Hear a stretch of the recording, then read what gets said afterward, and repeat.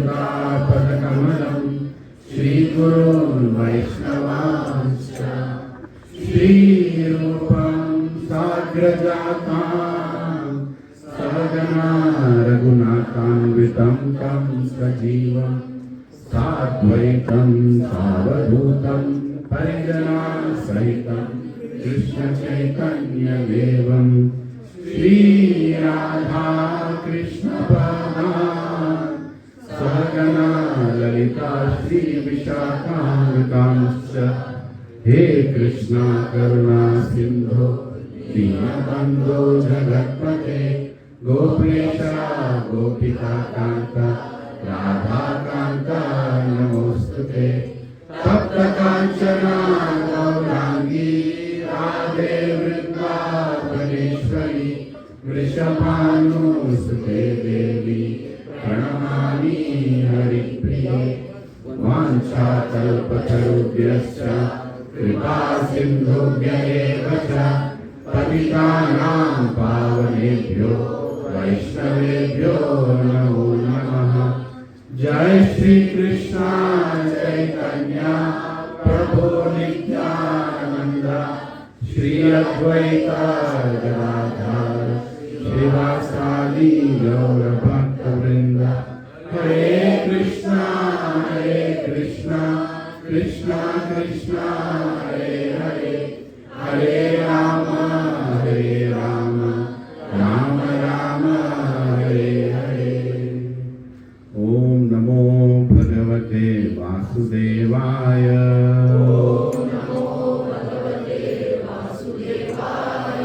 ओम नमो भगवते वासुदेवाय।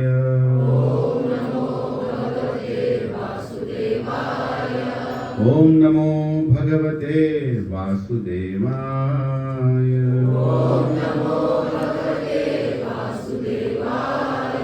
नारायण नमस्कृत्य नरं चैव नरोत्तमं देवीं सरस्वतीं व्यासं ततो जयमुदीरये। नष्टप्रायेषु अभद्रेषु नित्यं भागवत सेवया भगवती उत्तम श्लोके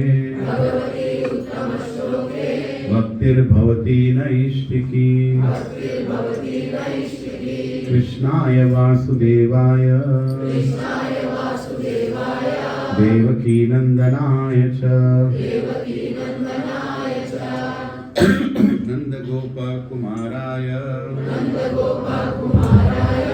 गोविंदाय नमो नमः। नमः पंकजनाभाय नमः पंकजमालिने नमः पंकजनेत्राय नमस्ते पंकजांग्रे। नमो महावदन्याय कृष्ण प्रेम प्रदायते कृष्णाय कृष्ण चैतन्य नामिने गौरत्विषे नमः। नमो ब्राह्मण्याय देवाय गौ ब्राह्मणाहिताय च जगद्दिताय कृष्णाय गोविंदाय नमो नमः। नमः ओम विष्णुपदाय कृष्ण पृष्ठाय भूतले श्रीमते भक्ति वेदांत स्वामी नामिने। नमस्ते सरस्वती देवे गौरवाणी प्रचारिणे निर्विशेष शून्यवादी पाश्चात्य देश तारिणे। जय श्री कृष्ण चैतन्य प्रभु Nityanand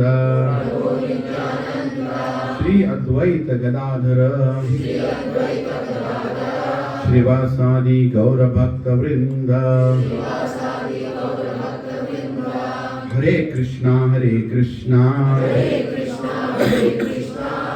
Krishna Krishna Hare Hare Hare Rama Hare Rama Rama Rama Hare Hare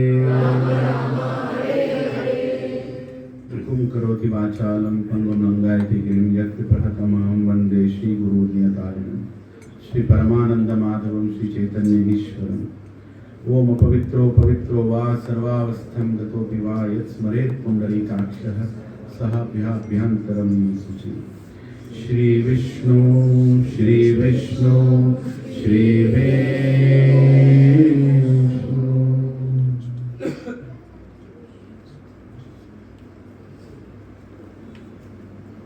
Hare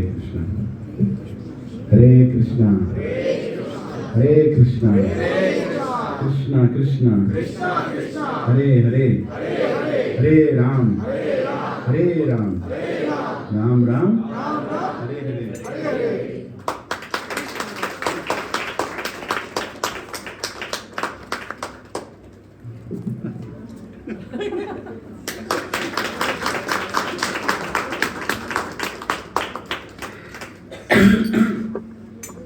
So let us welcome some guests who have come here today. Prabhuji is Anandram Narasimhan Prabhu, my very dear close friend, and his good wife Charanya Mataji. And where is Shruti? Haribol. Yeah, they live in Singapore, but they have come here just to give me their association. I'm very grateful. And also Prabhuji's mother is here. Mother-in-law is here. Hare Krishna. Thank you, Mataji, for coming. Mataji lives in Bombay. Yeah, Mumbai. Hare Krishna. Thank you for coming.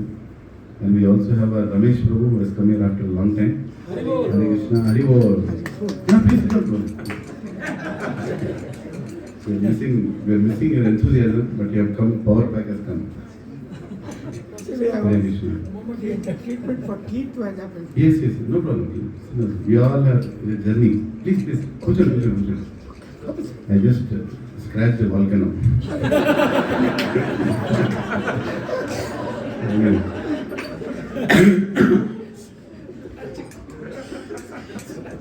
We also have Dasraj Prabhu who has come from Kenya.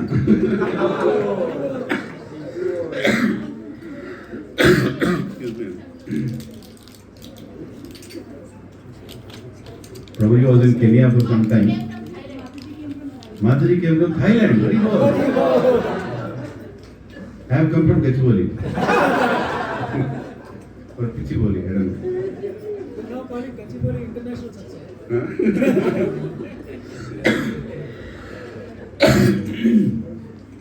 So, I would like to welcome everybody to Bhakti Center, because the center of this center is Bhakti. Right? The whole purpose we are all assembled here is to remind ourselves why we have even taken birth. And many of us are here today, and many of us will not be there tomorrow. And tomorrow can be any day. Recently, one amazing devotee from our satsang has departed. His Grace Karuna Sindhu Prabhu. Kripa Sindhu. Sorry. Kripa Sindhu. And he is also Karuna Sindhu. His name is Kripa Sindhu Prabhu. I see you. So, you've seen I have posted a picture of him distributing Bhagavad Gita even in ICU. I see you. Right? And all glories to Lakshmikant Prabhu, who has served Prabhuji in the last 30 days, every day chanting 1 hour in front of him. I was amazed to hear that Lakshmikant Prabhu. Really, I was amazed to hear that. Bhagan Prabhu was telling how you took care of him. This once again says, that he is there, that Supreme Person is there. Gaudiya is there, right? See, he did not, Kripa Sindhu Prabhu, unke Pitaji, he is alone here. His daughter, his son lives in Bombay. He doesn't have any association at home. But very enthusiastically he wants to serve Krishna And Krishna assures Arjuna in Bhagavad Gita, Name Bhakta Pranashyati, Kaunteya Kriti Janihi, Name Bhakta Pranashyati. My devotee will never perish. And in the last days, see how Krishna inspired his devotee Lilananda Prabhu to go and spend every day with him, chanting with him. What more a son's duty is? Son's duty is to be with his father, even till the end. Right? Give him a glorious departure. And that's exactly what Prabhuji did. We are so grateful to you, Prabhuji. You actually inspired all of us by your seva. Your father, Purvis, a great person. Nobody does this for anyone these days. If I am in that condition, please come. That's the only real wealth we have. That's the only real wealth we have. And look at that Prabhuji's determination to serve. Even in the intensive care unit, it's not that you sit in intensive care unit like this. No, your body is not functioning. You are not able to breathe. He had pneumonia. He was not able to breathe. And in that condition, he is calling doctor and asking, do you have Bhagavad Gita? And he is getting the Bhagavad Gita and he is giving the Bhagavad Gita. So many books he was distributing in the hospital. And he was very clear how he wants to live, where he wants to live. He doesn't want to live in the hospital. He wants to come back to his house. And the Radha Krishna that he used to serve, where they should go after he leaves, that also he decided. Radha Gokulananji, the name of the is. And it was all so beautifully. I mean, these things they are very important in life because the philosophies that we talk, but when devotees in between us walk that philosophy and show with their example how we all should get prepared for that moment. That moment is going to come. Nobody is going to stop that moment. It is going to come. Krishna is not going to come to change this material world. Krishna is not going to come to change this material world. Krishna is only going to come to prepare us to leave this material world. That's the only business Krishna has. The miseries in this material world are not going to decrease. They will be the same. This is a statement I heard from my Guru Maharaj, Radhanath Swami. Very recently he told in GV, when he was trying to explain conflicts between devotees, and he said, why are you fighting like this? These fights will be there. Because the nature of the material world is to fight. But don't blame Krishna for anything that is happening here. Utilize each other's association so you can get out of this material world. And a beautiful statement I read by another sannyasi Maharaj, he said, fear is a reaction. Fear is a reaction. Courage is a decision. Courage is a decision. To be courageous is our decision. Even in midst of the fears, I am declaring that I want to depend on Krishna until my last breath and I want to go back. That's a very courageous decision. And to ignore what is happening with you, ignore in the sense not get boggled by it, whether it is bodily difficulty, emotional difficulty or financial difficulty, any difficulty, even spiritual difficulty, it will create fear. It will create fear. But then in midst of that fear, your decision is, I want to be courageous. I want to serve Krishna with courage. Just like Sri Hanumanji. How courageous he was. Was he fearful? Yes, he was fearful. Don't think Hanumanji was not fearful. He also got fear. What was the fear? Will I be able to serve Ram? Will I be able to take care of the decision that my king has taken, Sugriva? Will I be able to cater to the purpose? Will I be able to cross this ocean that I never jumped? I never jumped. It's not like he had an experience of jumping oceans. But in that fear, his decision was amazing that he wanted to be courageous. He said, yes, I will jump. I will take Lord Sri Ram's name and I'll jump. Fear is going to come in our life. You can't stop that. That's a human reaction.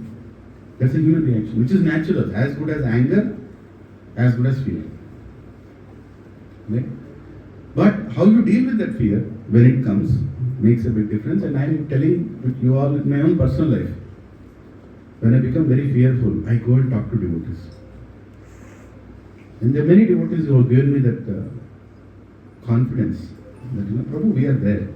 The greatest assurance being with devotees is the reminders of Krishna. And they tell us that we are there with you, even if you are going through. Don't think we are all, insulated with powers that we will not become emotional or will not break. Even devotees break. Even practicing devotees break. Why practicing? Even pure devotees can have their own, testing time. But the greatest wealth is association. Today, we want to spend a little bit of time trying to understand the strength of our sampradaya. The strength of our sampradaya in the form of acharyas who are coming in the disciplinary succession. Right? The topic of today is what? The Ray of Vishnu. The Ray of Vishnu. An empowered acharya. Mercy of a great acharya. Right? Today we are going to spend some time trying to understand the mood of Bhaktisiddhanta Saraswati Goswami Maharaj. Right? Because of him we are all sitting here. Because of him we are all getting this mercy. Recently we celebrated his disappearance day. And actually, if you go by calendar days, another 3 days it's disappearance days, it's 31st December. If you go by calendar. By Tithi, we just finished Maharaj's disappearance day. So why is he so special? What is the speciality of this personality that you can see on the altar? Right? Besides Srila Prabhupāda, you can see Bhaktisiddhanta Saraswati Goswami Maharaj. What is the speciality? Actually, in the whole 5 members that you see there, the dream of the 3 members beside him on the left is executed by Bhaktisiddhanta Saraswati Goswami Maharaj. The dream of Gaur Kishore Das Babaji, the dream of Bhaktivinoda Thakur, the dream of Jagannath Das Babaji, and so on and so forth. Narottam Das Thakur, Baldev Vidyabhushan, and all the way to the 6 Goswamis of Vrindavan. It was executed by Bhaktisiddhanta Saraswati Goswami Maharaj. Right? And the one person towards his right is the person who was empowered by Bhaktisiddhanta Saraswati to execute the dream. And he is our very dear A.C. Bhaktivedanta Swami Srila Prabhupada. We are so fortunate actually. While I was preparing for this disappearance day, actually what happened is, on the disappearance day of Bhaktisiddhanta Saraswati, I was sitting in the office. I hope my boss don't listen to this lecture. I was sitting in the office and I was thinking, today is the disappearance day of my Srila Gurudev's, most inspiring spiritual master, and I'm not feeling anything different inside me. The only thing I'm doing is I'm fasting. As if that's a big favor I'm doing on somebody. But there's no emotional connect. So then I went to ISKCON Desire Tree and I browsed Bhaktisiddhanta Saraswati, disappearance day or searching. I found 2 lectures, 2 different sannyasi Maharajas gave. I locked my cabin, I blocked my calendar, sat down. 2.5 years, 2.5 hours I heard the lecture. 2.5 hours.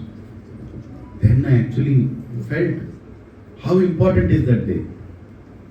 You see, if we don't invest time on going to the essence, we will be just boggled with the surface.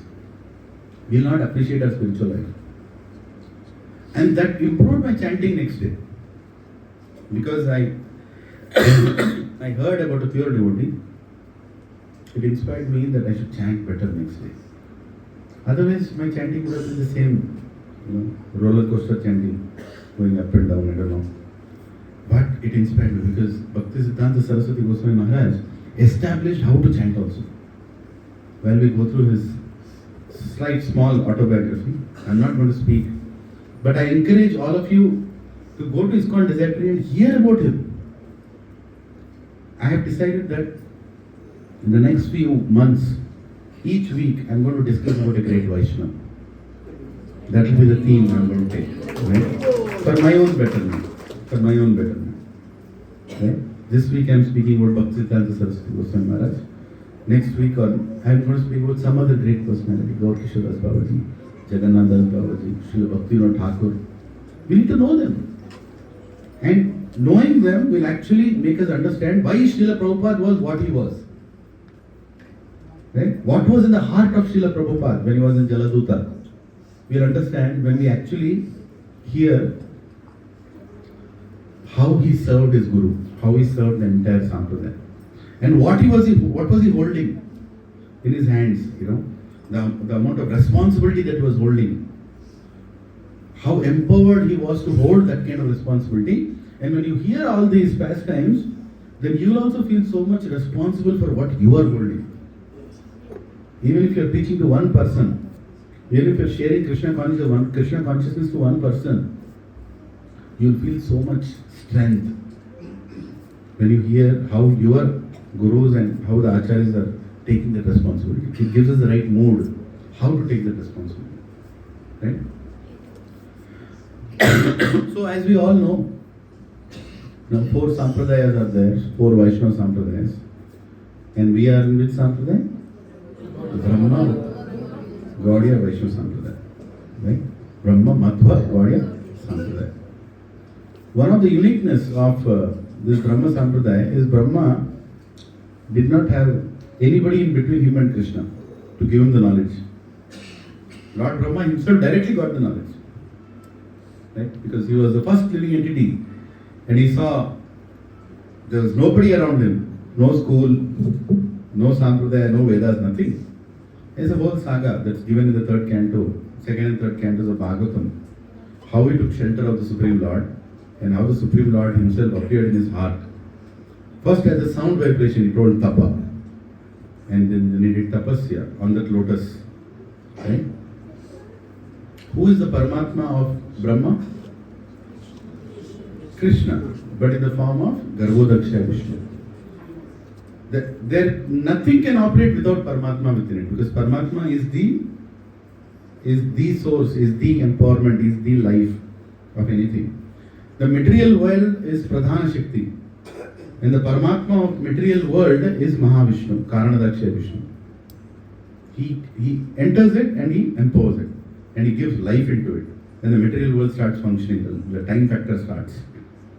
And within that material world, you have Brahmanda, each Brahmanda. And inside each Brahmanda there is Brahma. In his heart comes Garbhodaksha Vishnu. And in that Brahmanda, every single living entity is given a body. All the living entities are coming from Narayan, Narayana. All the shelter place of all living entities. From there, all the living entities, and they all need to be given a body. And when they are given a body, which is all of us, Paramatma is Kshirodaksha Vishnu. So Vishnu is in different levels. At the stage of Brahma, it is Garbhodaksha Vishnu. Kshirodaksha Vishnu is not the Paramatma in Brahma. It's Garbhodaksha Vishnu. So this Garbhodaksha Vishnu, when he imparted that knowledge onto Brahma, then he made Brahma ready. Now you can start. The first handshake of the universe was given. Like this. Really? Bhagavatam says it was a handshake. Krishna shook hands with Brahma and said, "You're all set." And Brahma started the creation. And Brahma started propagating this knowledge. Prabhu, please come in the front. Now, why are you sitting in the front? Thank you.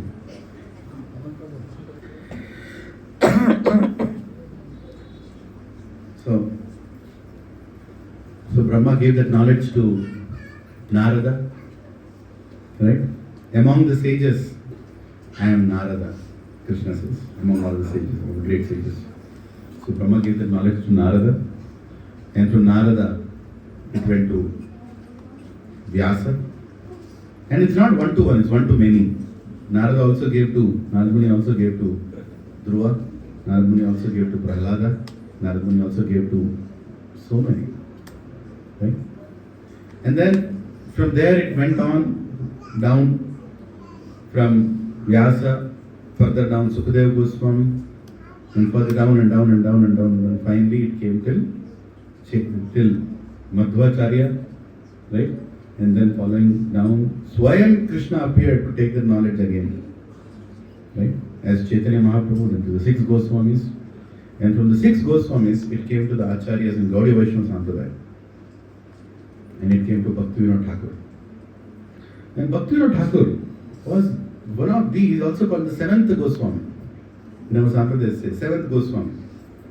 Because Goswami's main mission given by Chaitanya Mahaprabhu was to consolidate all the Vedic knowledge and give the essence out. In a very understandable way, give the essence out. Right?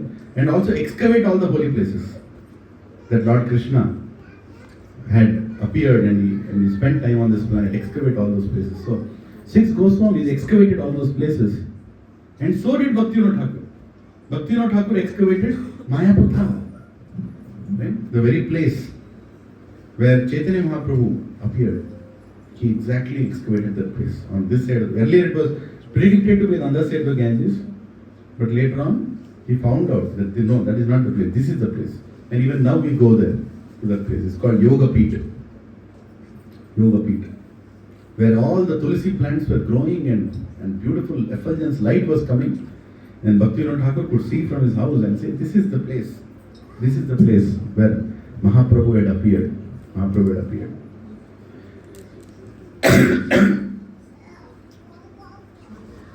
But he had one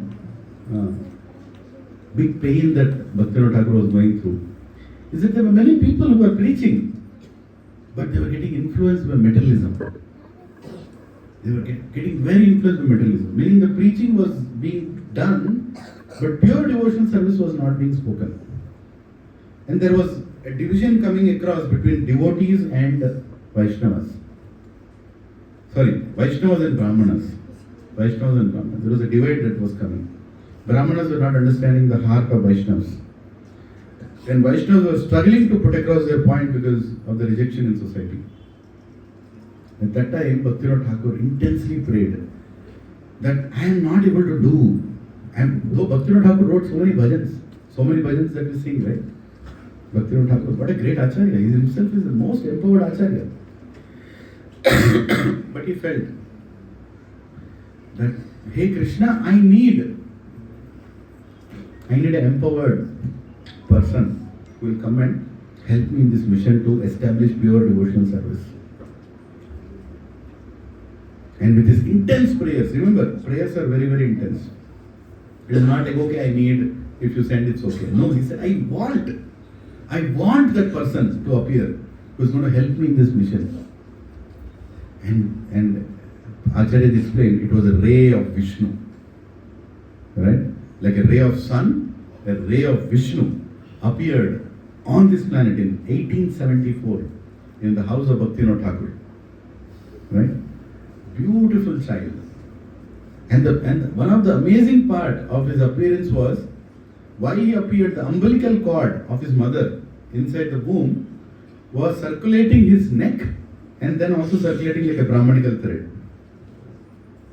And when the child came out, they were shocked. Hey, what is this? It doesn't happen like that. Umbilical cord is everywhere, here and there.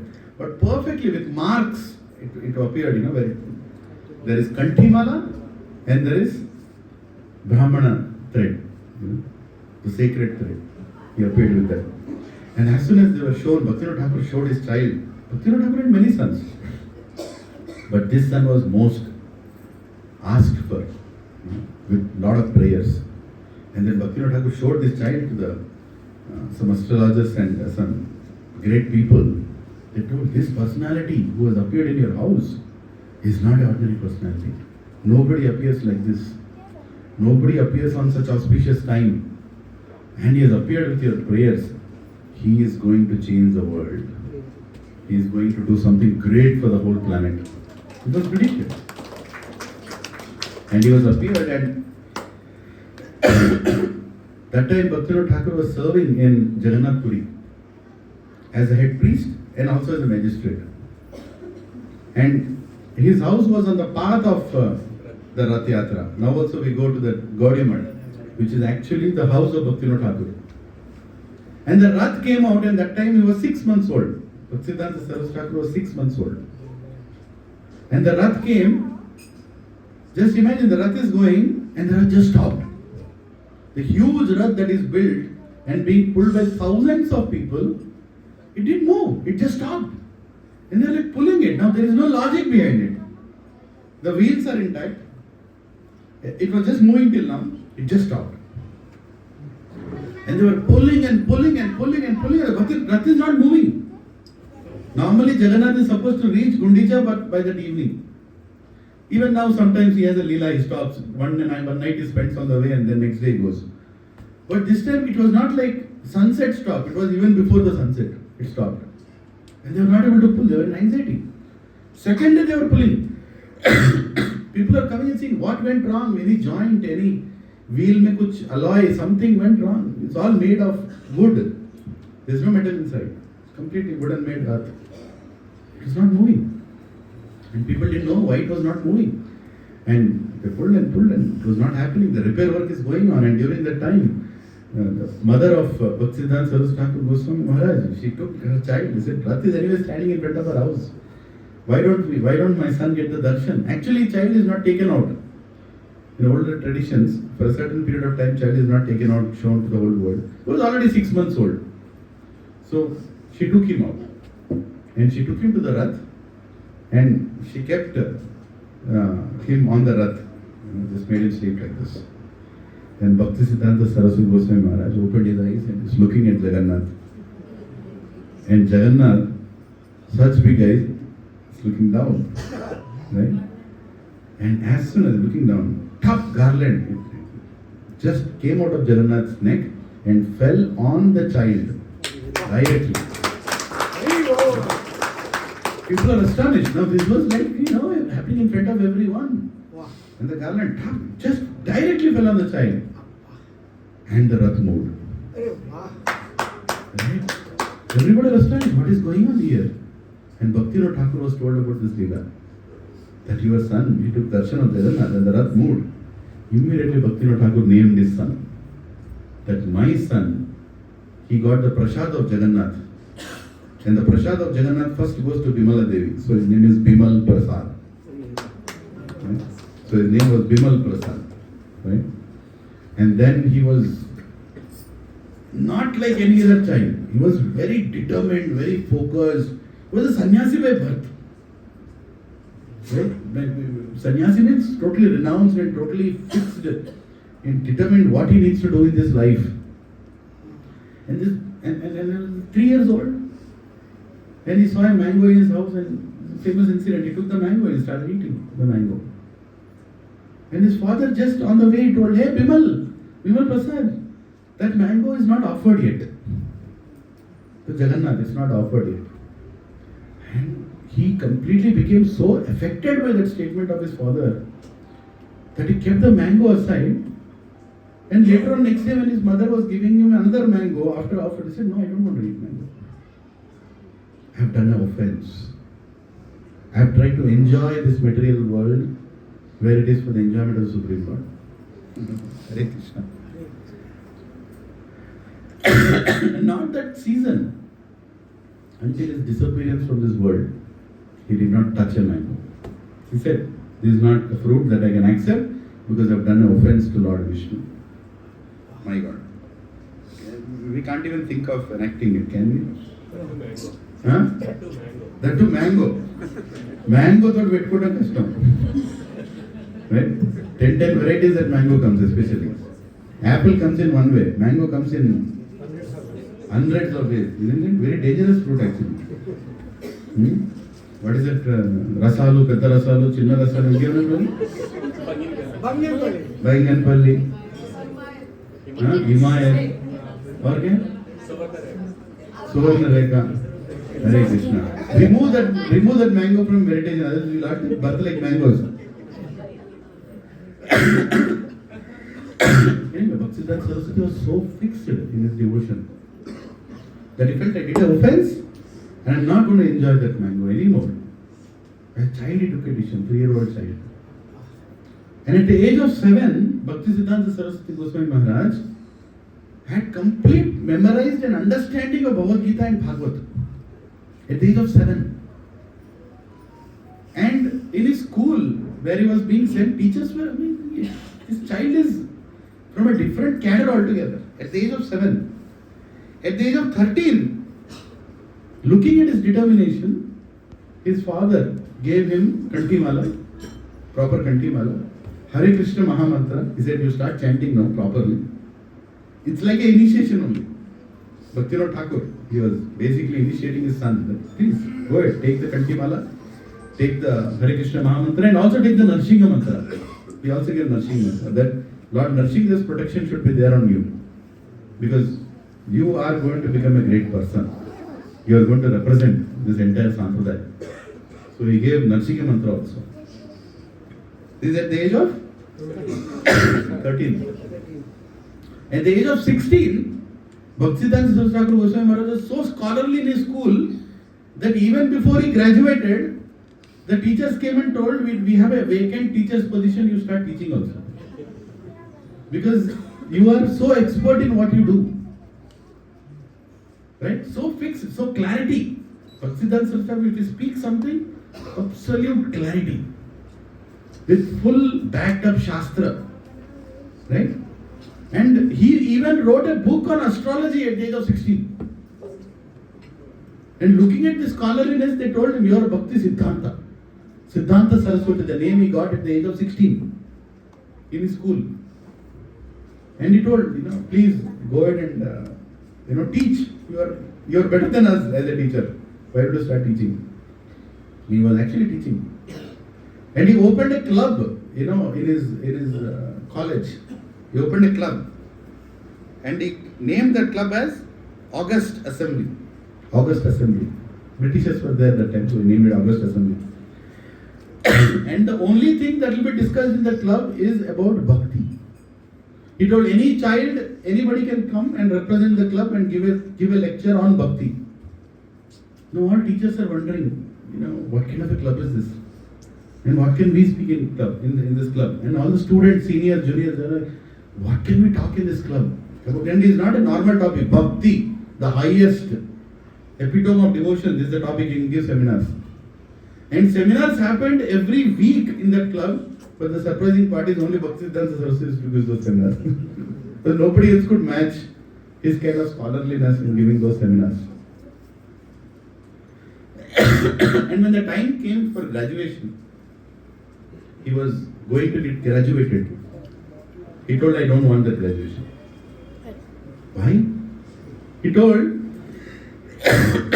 if I get graduated, I'll get recognition. If I get recognition, then I'll be known in the whole city and the whole state. And somebody will want to give his girl to me. They'll go and talk to my father will then get married. And if I get married, I'll forget devotion. My whole track of my mission in life will be defected. So I don't want this degree. See how he worked back the whole thing. He was very resolute.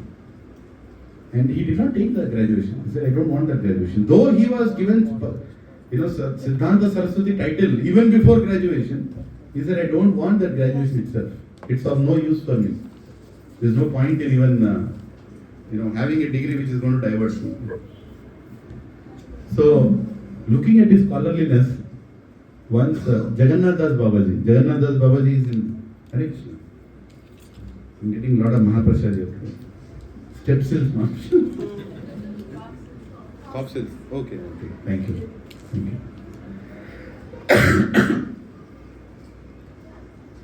One day, Jagannath Das Babaji came to Bhaktivinoda Thakur's house. You see Jagannath Das Babaji? The leftmost, the first Acharya there, on the altar. He came to Bhaktivinoda Thakur's house and he saw this boy, Ray of Vishnu, like literally glowing like a ray of Vishnu. Bimala Prasad, Bhaktisiddhanta Saraswati. And he looked at him and he told,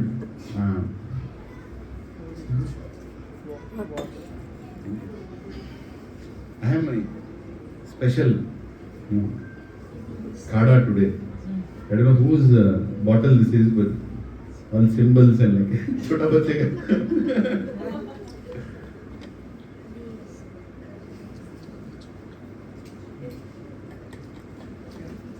Thank you. So, Jagannath Das Babaji came to the house He looked at Bhaktisiddhanta Saraswati Goswami Maharaj and he said, this boy is special. And he called the boy like this, come here. And very young boy, Bimala Prasad, goes to Lilananda Prabhuji. He says, you are so scholarly, why don't you make a Vaishnava calendar? You know all the astrology, you know all the dates, and you know all the great acharyas. You have full knowledge. Why don't you make the Vaishnava calendar? And then Bhaktisiddhanta Saraswati Thakur, for the first time, he made the Vaishnava calendar, and it is the very same Vaishnava calendar we are using till now. Okay? All the dates of all the great acharyas, on which day, what happens, Ekadashi Tithi is this, everything, he put it across. And the Vaishnava calendar was made.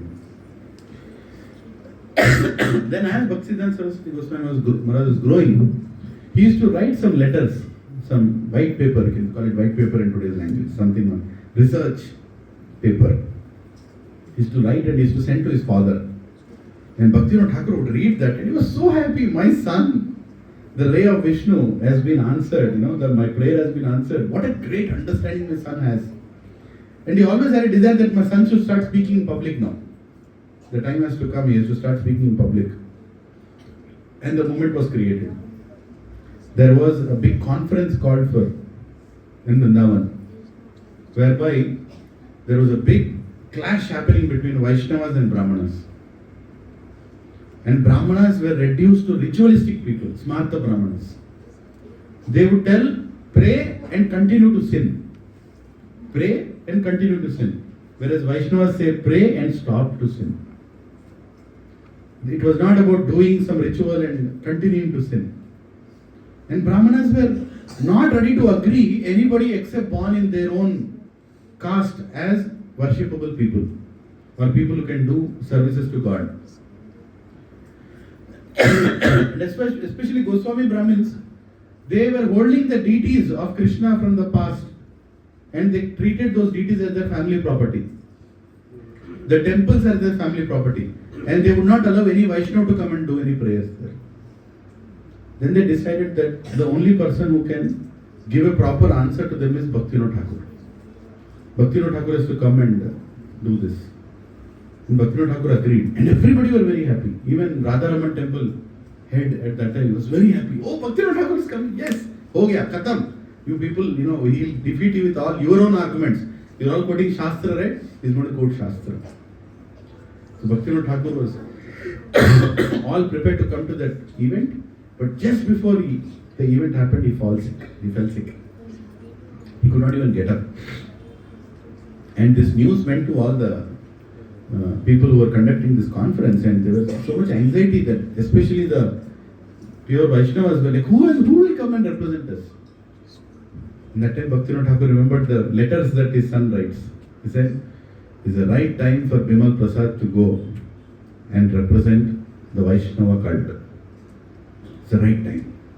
And he sent a letter to Bhaktisiddhanta Saraswati Goswami Maharaj that, my dear son, now is the right time has come to go and serve. So he came to Vrindavan.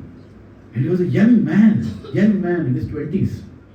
And all these Brahmanas are sitting there, Goswami Brahmins and all are like in their 60s, 80s, 90s.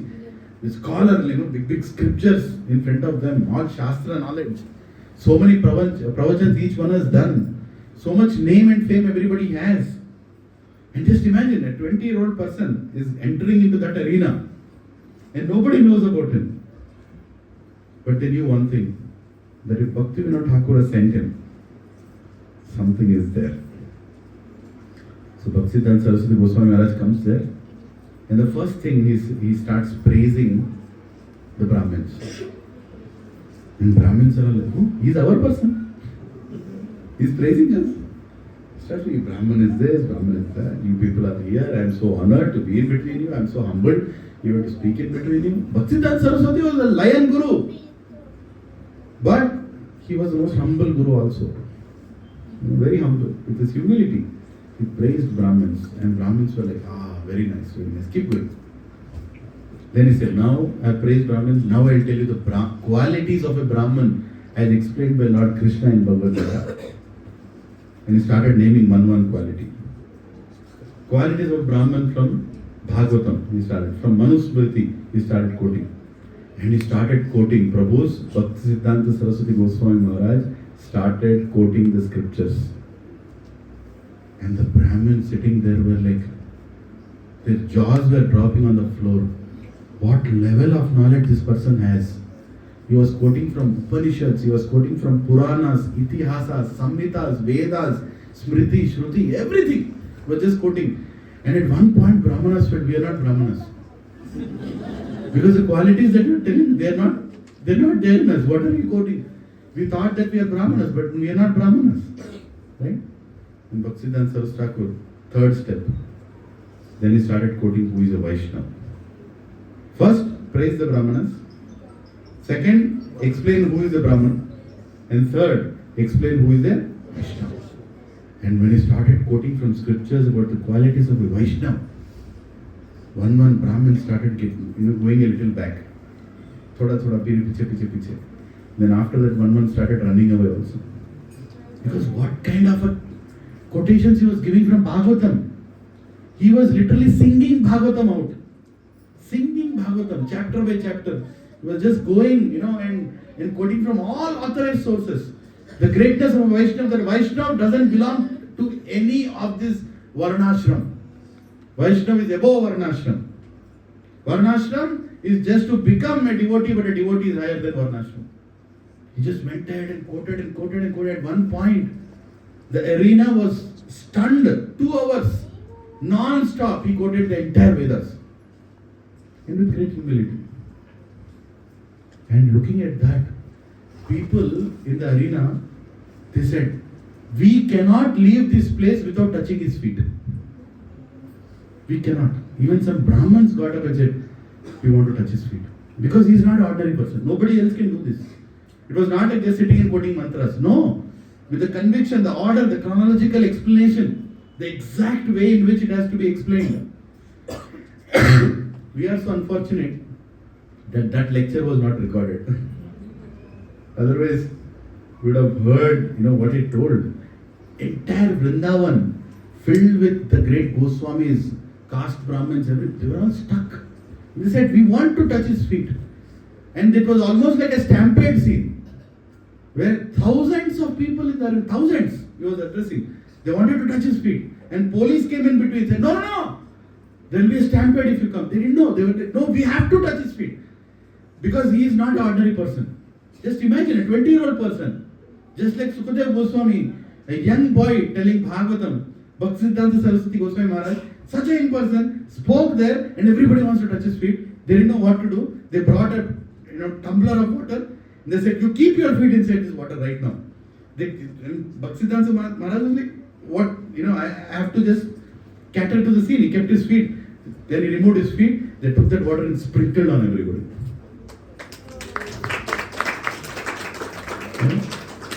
Because at least be satisfied like this. That we have not touched his feet. It's not possible, humanly possible to come and touch his feet. But your desire is fulfilled. And so, he was worshipped. And there are some great, there is one Radha Raman Charan Babaji. Very famous scholarly Babaji. Radha Raman Charan Babaji. But he was a Sahajiya, but very famous in Vrindavan. Everybody would go and worship him, right, for his knowledge. And he introduced a new mantra also, called Nitai Gaur Radhe Sham Hare Krishna Hare Ram. But that is not the mantra that Mahaprabhu gave. Nitai Gaur Radhe Sham Hare Krishna Hare Ram. Acha lagta hai na sunne? But that's Apasampradaya. So when Bhaktisiddhanta Saraswati Goswami Maharaj was giving a lecture, this Radha Charan, this Radha Raman Charan Babaji, he came and sat in that lecture. And he was hearing the Bhaktisiddhanta. And he himself was a great scholar. Everybody are watching. Bhaktisiddhanta Goswami Maharaj did not even look at him. He just was giving the lecture and he left. And after that, this Radha Raman Charan Babaji, he went to Bhaktisiddhanta's father, Bhaktinath Thakur. And he told, Bhaktinath Thakur, paid him obeisances and pranam. He said, thank you for coming here. We are fortunate that you are here. Very respectfully. And then he told, this Babaji went and told Bhaktinath Thakur, your son, he did not even look at me, he ignored me. Like that he told. Like Bhaktivinoda Thakur did not tell anything. He said, my son, he for some reason he hates Shaziyas, he told. He didn't tell anything. He just said, my son, he hates Shaziyas. And this person was like, are you trying to tell me I'm a Sahajiya, or are you telling what? Or he didn't tell anything. And Bhaktivinoda Thakur just smiled. But Bhaktisiddhanta Saraswati Thakur was like that. Very, very grave. Very, very grave. So this was, after that, one day Gaur Kishoredas Babaji, he came to see Bhaktivinoda Thakur, and he looked at Bhaktisiddhanta Saraswati in the house in Navadvip. Now they were in Navadvip. And he brought a hat for Bhaktisiddhanta Saraswati. The hat was given to him by his guru, Bhagavad Das Babaji, another great scholar who was the guru of Gaur Kishoredas Babaji. Right? Of course, Bhaktivinoda Thakur is also an inspiring Shiksha Guru in the disciplinic succession. So he got a hat for him. Just imagine, Gaur Kishoredas Babaji, most denounced person, is getting a hat and giving it to Bhaktisiddhanta Saraswati. And he also gave a thread with knots. And he said, why don't you chant on this? It's a very special thread. Right? And he also gave a tilak.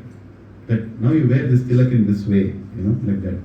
So special mercy was being given by Gaur Kishoredas Babaji just by looking at Bhaktisiddhanta Saraswati Goswami Maharaj.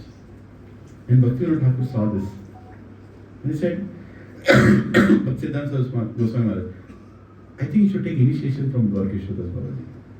He likes you. And he's a pure devotee. He's a pure devotee. He is being so much, considerate, and so much he is giving you gifts. I think you should take initiation from him. Not only for that reason, but he said to go and take initiation from him. And many of you have heard this pastime of Bhaktisiddhanta Saraswati Goswami Maharaj going to Gaur Kishoredas Babaji and saying, can you please initiate me? And Gaur Kishoredas Babaji is like, you Bhaktivinoda Thakur's son, Bimala Prasad, Bhaktisiddhanta, you want initiation from me? I am illiterate. I don't even know how to write Hare Krishna Maha Mantra. I can only chant Hare Krishna Mantra. I don't know ABCD alphabets also. Gaur Kishoredas Babaji, in a literary sense, you can say he was illiterate. But he was the most knowledgeable. He had Krishna Bhakti. He said, you are too educated to take initiation, and I don't think I can give you initiation. Then that day, Bhaktisiddhanta Saraswati Goswami Maharaj felt so miserable that my education, this whole degree, this whole recognition of this world is coming between me and Krishna. Oh Maharaj, if you don't give me initiation, my life is waste. Please, I will not go home. My father told not to come home if you don't take initiation. You have to give me initiation. Gaur Kishoredas Babaji said, see, I have never given anyone initiation. I don't need disciples also. But you are the son of Bhaktivinoda Thakur. I think I have to discuss this matter with Chaitanya Mahaprabhu. Then Bhaktisiddhanta Saraswati said, yes, please, discuss this matter. I want initiation, I want mercy. Okay, you go. I will discuss and tell you. The next day, Bhaktisiddhanta Saraswati Goswami Maharaj again comes to Gaur Kishoredas Babaji, falls at his feet.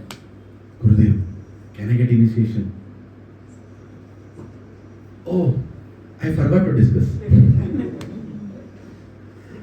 Bhaktisiddhanta Saraswati Maharaj, the time is, that it can come anytime, death can come anytime, right? Anything can happen anytime. I want Diksha from you. I don't want to take any chances. Please, in this life, I want initiation from you. My father has told that you have Krishna Prema. If you don't give me, then what is the point? And please discuss this matter. Please. There is actually a story in Ramanuja Sampradaya also, where, who is it between? Ramanuja and? No. Goshtipurna? Is it Goshtipurna? He says, give me initiation. And he says, okay, I'll give you later. He said, no, now. Because I don't know when. I want it now. You better give me now, because tomorrow nobody has seen. Let me remember between whom it happened. It's a very beautiful, famous pastime. It's related to Ramanujacharya only. That urgency initiation was given. And here Bhaktisiddhanta Saraswati, please give me initiation. No, you are Surya Siddhanta. Arey, bhaad mein kya Surya Siddhanta? You are knowledgeable in all scriptures. What is the use of all scriptures? Vediste sarve? Oh, Vedanta krit Veda vitevachaham. Arey, the compiler of Vedas is sitting in your heart. I don't have in my heart. If you don't give him, what is the point of having this Vedic knowledge? It's a burden for me to carry. All these verses, all this knowledge is a burden for me to carry. I need bhakti. Otherwise, there's no point. Please give me initiation. And Gaur Kishore Babu said, okay, tomorrow you come. I'll talk to Chaitanya Mahaprabhu. He said, okay, I'll come. Next day he again went. He was sitting beside the Ganga and he went and fell at his feet. Maharaj, what happened to my case? Did you speak to Chaitanya Mahaprabhu? Gaur Kishore Babaji said, yes, I spoke to him. Amaya. But he told me, I don't have to give you initiation. Then Bhaktisiddhanta Goswami, this was like, he could not take that situation anything. No. Now there's no point. There's no point in me living. Who else can get mercy of Lord Chaitanya than me? His avatar is to give mercy, and you are the representative of him. And if you are not giving me mercy, who will give me mercy? There's no point in waiting for anything more. I think I should go and commit suicide. Patita pavana hetu tava avatara musama patita Prabhu na paivara. If you don't give me mercy, who will give me mercy? Shri Krishna Chaitanya Prabhu Daya Kor More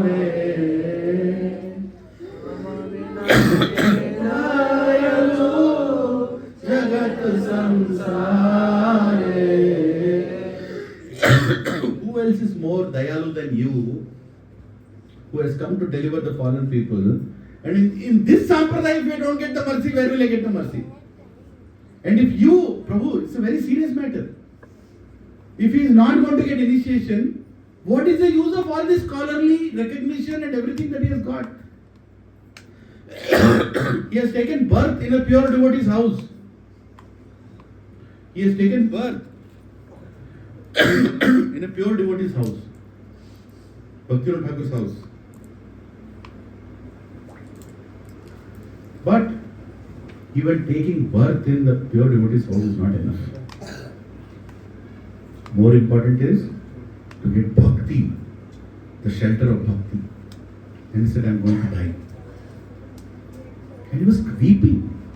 Bhaktisiddhanta Saraswati Goswami Maharaj, such a scholarly person with everything that he had, great family, great siksha, great recognition, great knowledge, pure qualities, all exemplified qualities, defeated all the Brahmins in Vrindavan, had so much recognition everywhere in the world. He said, I'm not going to live. If you're not going to give me initiation, this is your decision is, Gurudev, I'm going to die. And he actually walked into Ganga to die. And Gaudaya Vaishnavism stopped him. Stop. Bimala Prasad, stop. I understood who are you. I understood what is in your heart. I am not qualified to give you initiation, but I am giving you initiation. Go, take bath in Ganga and come back. Get purified in Ganga and then come back, I will give you Diksha. So he gave initiation. Right? But this was not an ordinary, relationship between a guru and a shishya.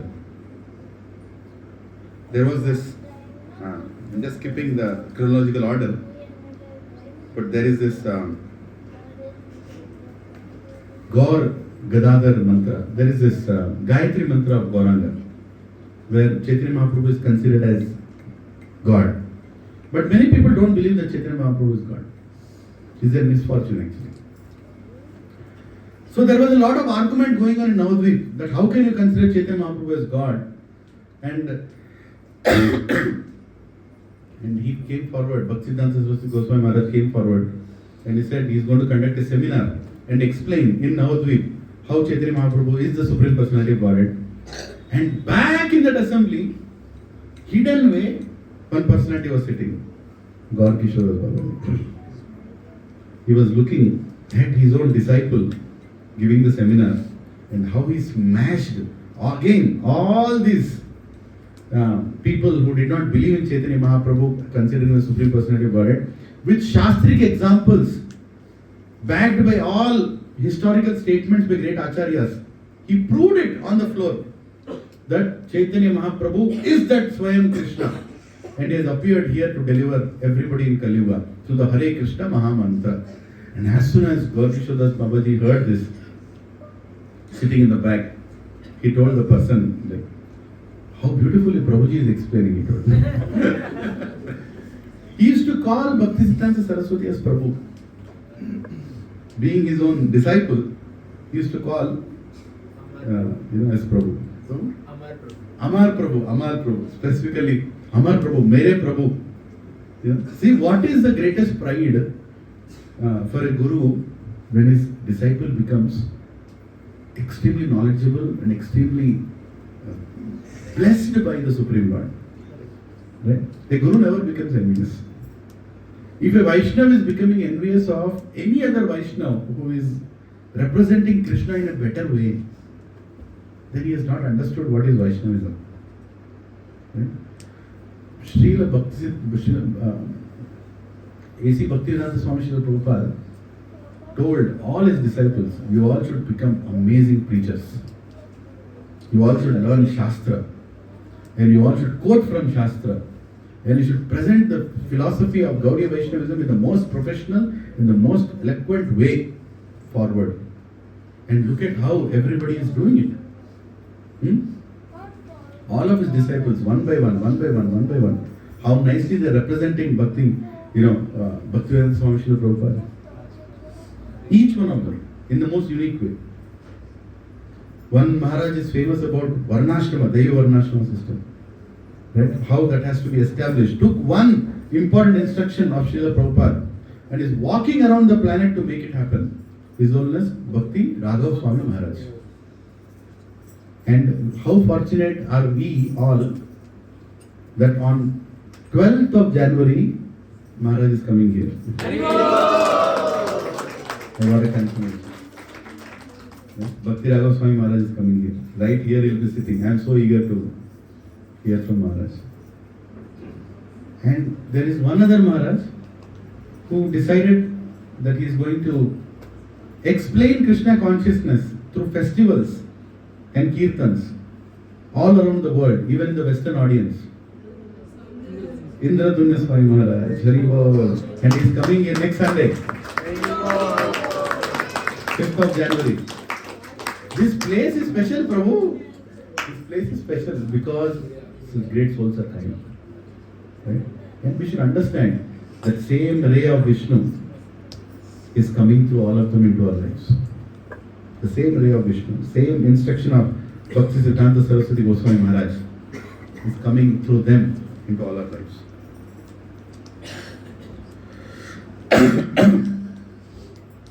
In 1905, after this initiation by Gaur Kishore Das Babaji, Bhaktisiddhanta Saraswati Goswami Maharaj, who was so scholarly that he decided that now I am going to start my next step of journey, the most empowering Acharya. 1905, he decided to start his bhajan. And can you reduce that fan? It's coming till here, I'm getting some. You're also feeling? Or you can switch off it. Yeah, thank you. As good as switched off. Very good. Thank you. So, 1905, he entered the Bhajan Kutir. Now just see Prabhuji, how, I forgot to tell, in his young age, Bhaktisiddhanta Saraswati Goswami Maharaj was given a deity by his father also, of Kurmadev. So you serve this Kurmadev. Because Kurmadev represents foundational strength in our spiritual life. Because when Kurma stands, the whole Samudra Manthan, and was holding the whole activity of the Supreme Lord. So please worship Kurma there in your life so that your foundation will be strong. And the same thing was exemplified by Bhaktisiddhanta Saraswati Goswami Maharaj by starting his spiritual life, the journey of spiritual life, by establishing the foundation in the form of chanting the Hare Krishna Maha Mantra. In 1905, he entered this room, he created a bhajan kutir, very close to Yogapit. And he would enter that bhajan kutir, and for 9 years, non-stop, not with a single day missed, he chanted 192 rounds every single day. 192 rounds. He used to follow Chaturmas, he used to follow Ekadashis, he used to follow everything. The only business, like Haridas Thakur chanted 192 rounds. Bhaktisiddhanta Goswami Maharaj, even though he had so much knowledge that he could, see, if you have knowledge, what do you think? I'll go and start chanting, I'll go and start preaching now. No. He created a strong foundation by taking shelter of the holy names. That he used to enter that bhajan kutir morning until he finishes the 192 rounds. Then he would cook for himself. What time is left to cook? Barely anything. Simple thing he used to cook. And he used to sit on that Padmasana with both the legs behind. And he would bend down. And in one breath, with his hands kept behind, just like a cow eats, like a calf eats, he would go down, and whatever he could get into his mouth in that one breath was his meal for the day. That's all. And he didn't do that for a day. 9 years, 9 years. You can't fake it. You can't, just do it to show it to somebody. He was so much resolute. Now, these acts cannot be, enacted or repeated or copied. Even if you'll fall down. We can only understand how great our acharyas are. Everybody sitting on that altar, they're not ordinary people. They're empowered acharyas. Coming directly from the spiritual world, he could do that. And he did that. 1 billion names was his resolve. 1 billion names I have to chant. And that took him 9 years. 9 years he finished it. Right? And even when it is to rain, he would keep an umbrella and sit under the umbrella and chant. Not a single day he missed his rounds. And how many rounds? 192 rounds. Hare Krishna. So anyway. So then Bhaktisiddhanta Saraswati Goswami Maharaj's time, the most difficult time came in 1914 and 1915. When in 1914 his father left. Bhaktivinoda Thakur left the planet. And that was the most difficult phase for Bhaktisiddhanta Saraswati. Because his great inspiration, that his father's blessings, the father always, encouraging him to go forward. And right 1 year later, even his Gurudev, Bhaktivinoda, Gaudiya Vaishnavism also left. Very difficult. And then he was totally, perplexed and affected. Like I was telling some time ago, even the great acharyas have the times when they break apart. But the resolute determination did not get broken. One of the statements that Bhaktisiddhanta Saraswati Goswami Maharaj used to say about who is a great person. How do you determine who is a great person? Have you heard this statement? Very famous. Can anyone repeat? The greatness of a person can be known by how he reacts in provoking situations. Right? How he reacts in provoking situations. Not in ordinary times. Ordinary times you can ask Prabhuji, Mataji, Hare Krishna, Dandavat Pranam, all this is very good. But when things go upside down, right? When there are problems in between devotees also, and there is problem in the mere foundation, where your credibility is being questioned, right? Means Yugal Kishore Prabhu was saying, what if somebody calls you and tells, Prabhuji, that day in the center you were sitting in that corner, right? Yes, Prabhu. One mindset is missing. Can you sleep that day? He didn't tell that you took that mic set. He told that you were sitting in that corner and mic set is missing. What will you even tell? Okay? And mic don't I put on. To my stretcher, that day your stretcher will come. I'm a director in Infosys. You think I'll come here to take one mic set? I'm running one Bhakti rickshaw in a community. I already have a mic set. How dare you think that I've taken this mic set? No, Prabhu, I never told you to take mic set. What did you mean then? This has to be addressed. The whole snake, that sankarshan from behind will come out. Immediate. How dare you? So Bhaktisiddhanta Saraswati is saying that the greatness of a person is known by how you react in provoking situations. Now recently I was hearing from a Guru Maharaj, Radhanath Swami Maharaj. He was saying, what does it mean by provocation? What is the meaning of provocation? How do you understand the word provoke? Right? And not getting provoked means to not stop your service. That is the meaning of dealing with provocation. Your provoke means what? You will stop doing what you are doing. Now you have put me into trouble, so I will stop. I don't like ISKCON. I don't like devotees. I don't like you. All people are duplicious.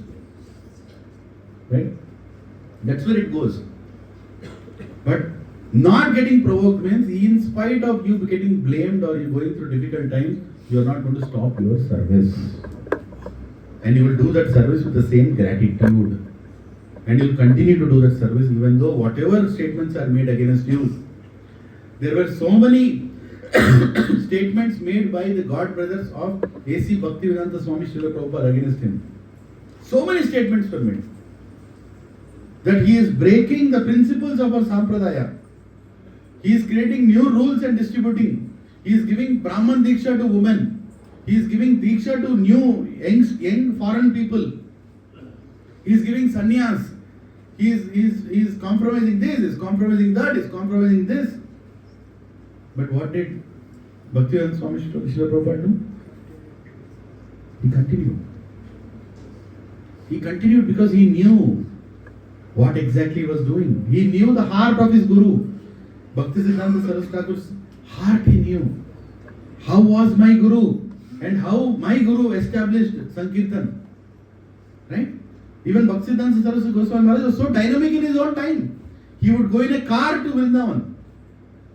And people would say, Sadhu in a car? What kind of a sadhu is he? He said, yes, if it takes me to Vrindavan so soon to do my duty, why not go in a car?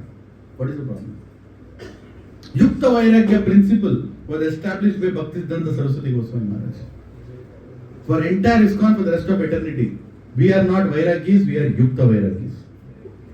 This is coming from Bhaktisiddhanta Saraswati Goswami Maharaj. He took some steps that people could not understand. Once he invited, British people to come and approve some land and everything and establish the Yogapith temple. He constructed the whole thing. In the construction time, so many difficulties were faced. Funding was a problem. And he wanted proper recognition to come for the opening of the temple because the whole world has to know about Chaitanya Mahaprabhu. And they told the British people will come, but they only like to eat meat. And Bhaktisiddhanta Saraswati Thakur said, so be it, serve them meat, let them come. Like, what? How can you say such a thing? He said, yes, why not? For me, establishing Krishna is the most important. He did not cook or give it, don't think like that. But he said, I don't have a problem if they come and eat. I don't have a problem. Because he was looking for a higher principle to establish which will remove ignorance from the society. We cannot repeat, If you want to repeat anything that Bhaktisiddhanta Saraswati Goswami Maharaj does, then first you repeat the 192 rounds in the track. Then you can start thinking about what else. When the construction was going on, the labor in the construction workers, they were like, we we want to, they were not concentrating properly, and every 1 hour they are taking break to smoke bidi. And Bhaktisiddhanta Saraswati Goswami Maharaj goes to them and says, you do the construction, I will make your bidi. I will make your bidi. You concentrate on construction. I will give it to you, don't worry. How can you understand this, such a Maharaj?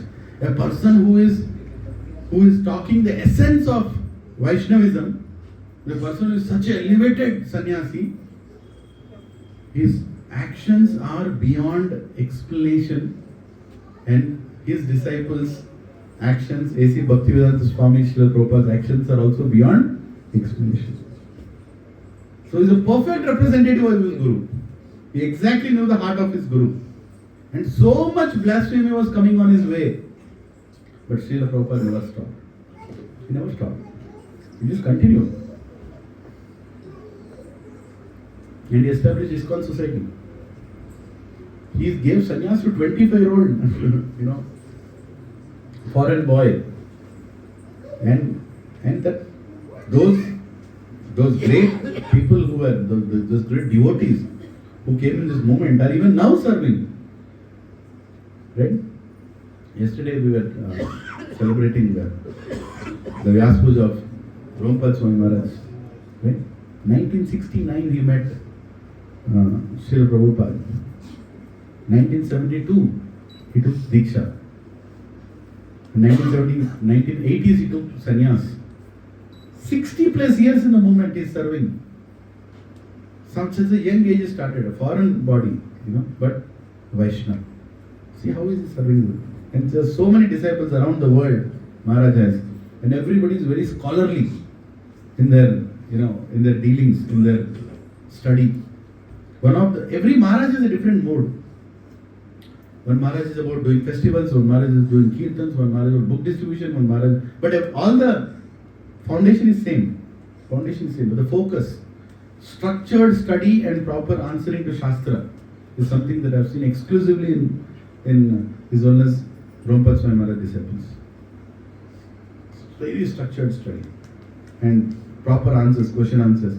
There is a website also, Prabhupada Maharaj. You can go there. There are so many questions and answers.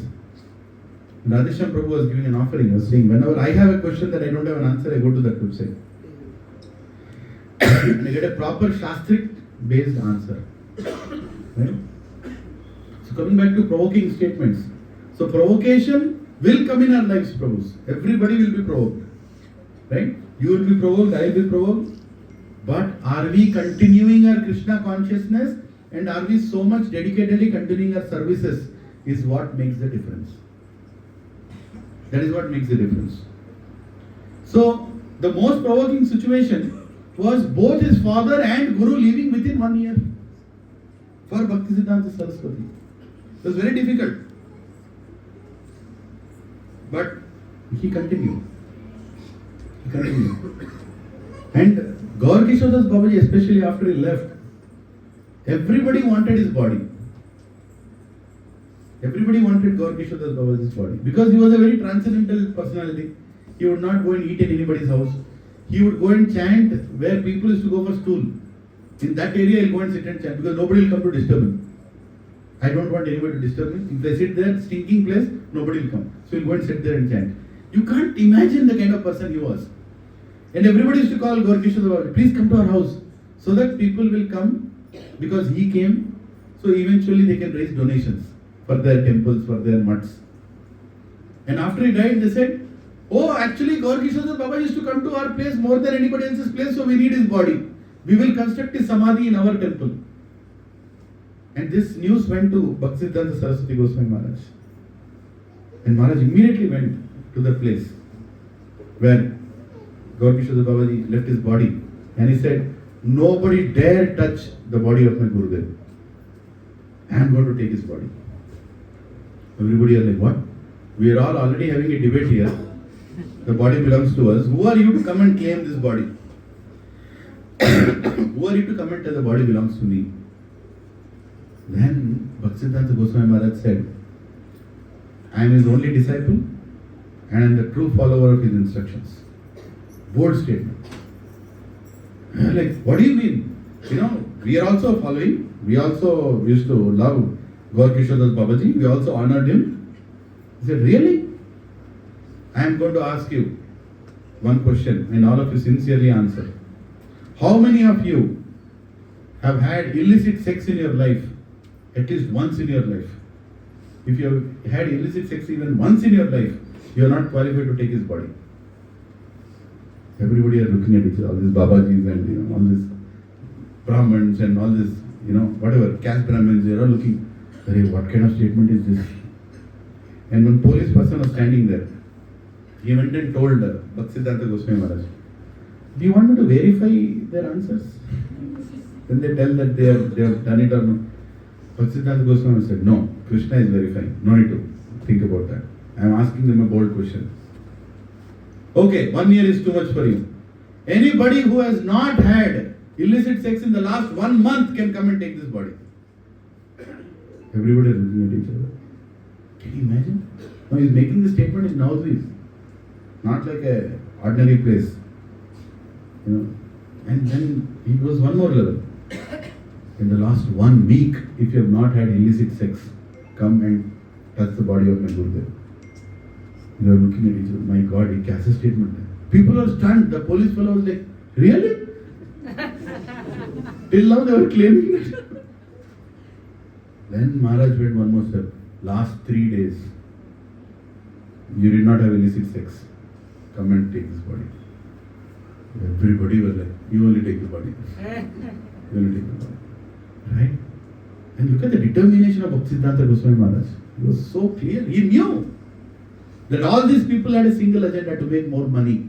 If they make the samadhi of Gaurkishodas Babaji in their place, then they will get a lot of money. Right? So, Kulia Gram is the place where he left his body. And then one more thing. When he said, okay, I'll take the body, then one of them came and told, you don't know the desire of your Guru Maharaj. He told the last desire before he left. Then Bhaktisiddhanta said, what desire are you talking about? He said, yes. He told his body has to be dragged around the entire Navadvip after he dies. Tie his legs and drag his body enter the Navadvip after he dies. So that desire has to be fulfilled. Bhaktisiddhanta said, what are you speaking? That was the humility of a Vaishnava. That he felt he was so fallen that he is not qualified for a glorious departure. His body has to be dragged around the entire Navadvip so he gets the dust of the Navadvip. But then that is not what we should take it literally. My Gurudev was a pure devotee. My Gurudev was Swayam, a great devotee coming from Goloka. Don't even dare to speak like that. So he took his body and he constructed a samadhi in Kulia Gram. And later on, there were floods of Ganga in Kulia. And that's when he shifted the samadhi, literally with the whole land beneath it. The entire samadhi was brought and it was established in Mayapur. Even now, if you go to the temple, the main Gaudiya Chaitanya Gaudiya temple, behind, before the Radhakund and Shamkund, you will see Gaurkishodas Babaji's samadhi. How many have gone to his samadhi? Hare Krishna, yes. Yeah, many others who have not gone, please go before your samadhi comes. Take this opportunity, go. Very important. So,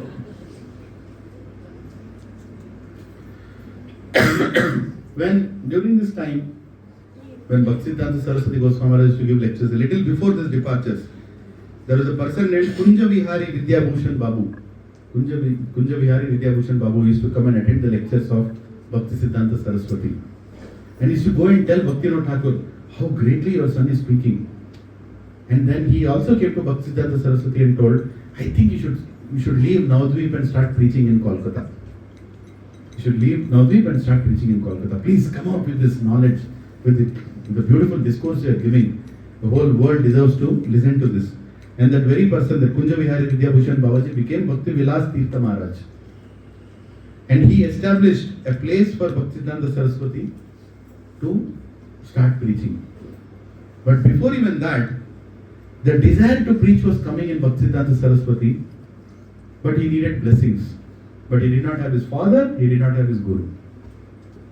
Right? Both of them were not there. And they were coming in his dreams. Bhaktisiddhanta Saraswati's dreams. Bhaktivinoda Thakur would come, his father would come, my dear son, please go start preaching. And in his dream, Gaur Kishore Das Babaji used to come and say, please, my dear Bhaktisiddhanta Saraswati, it's about time that you should get up and start preaching. And in his dreams, so many other acharyas were coming in disciplinic succession, telling, now it's time for you. We all are empowering you to go and preach. We all are empowering you. Go, get up, go and preach. How many of you got such an dream? But he used to get those dreams. Right? And one fine day he got up and said, the time has come. I have finished my bhajan, 9 years of chanting. And now my acharyas are telling me to do the right thing. I should go and start preaching. And even Srila Bhakti Vilas Tirtha Maharaj, he also told, I am going to give you a facility to preach. Now please start your preaching. So he said, now I have to take sannyas. But who will give him sannyas? Sannyas can be taken by your guru or from your god brother. His guru was not there and he did not have any god brothers. The only disciple of Gaur Kishore Das Babaji is Bhaktisiddhanta Saraswati. So as per the Sri Vaishnava Sampradaya, there is a paddhati in which you can take sannyas even in the absence of your guru from your guru. So he followed that paddhati and he took sannyas from Gaur Kishore Das Babaji. He accepted the danda, he took the saffron clothes and he resolved that I am going to serve the Sampradaya. I am going to serve the entire Gaudiya Vaishnava Sampradaya. I am going to take the message of Lord Chaitanya Mahaprabhu to the whole world. So he started his sannyas journey. In Kolkata, there was a room given for him by Bhakti Vilas Tirtha Maharaj in Ulta Danga Junction. Right? There was a room given. And said, Maharaj, you can start your preaching from here. And sitting in that place, he was writing many magazines, he was writing many articles, Bhaktisiddhanta Saraswati Goswami Maharaj. And one of the most famous magazines that he started, its name is Sajjana Tosham. Right? He started that magazine in which he used to write dynamic articles. Very, very unique way of presenting the philosophy. He used to do that. And he also named a printing press. He started printing press in those days. Right? And the printing press name was what? Brihat Mridanga. Right? That is the instrument of spreading Sankirtan. People could not understand what is he doing. Even now if you go and tell somebody, hey, what kind of decisions are these? You can't understand. A printing press in those days was a very offshoot idea. Because it's not like you get paper, you can go to a stationery shop and buy paper. Paper was very rarely visible and available. There was a whole license Raj and and to print also so many rules and regulations. But he established a Brihat Mridanga printing press and he was writing articles and he was going on printing it. And this was done in 1900s. And then came the most important year, 1922, when a great personality was dragged by his friend Narendra. His friend's name was Narendra and the personality's name was Abhay Charan Babu. He was dragged into the Ulta Danga Junction where Bhaktisiddhanta Saraswati Goswami Maharaj is giving a discourse on the terrace. And this Abhay Babu is like, I don't want to see any more sadhus. I'm done with sadhus because my father has shown me so many sadhus. No sadhu is the right sadhu. I'm not finding any sadhu right. In that consciousness and a staunch freedom fighter in Gandhiji's movement, Abhay Babu is dragged by Narendra saying, you at least see this one sadhu, I heard something great about him, you should meet him. And just imagine this great personality, Bhaktisiddhanta Saraswati Goswami Maharaj, about whom we are hearing all this while, the greatest scholar, the greatest devotee, the greatest representative of Chaitanya Mahaprabhu is sitting on the Vyasasana and there enters Abhay Babu.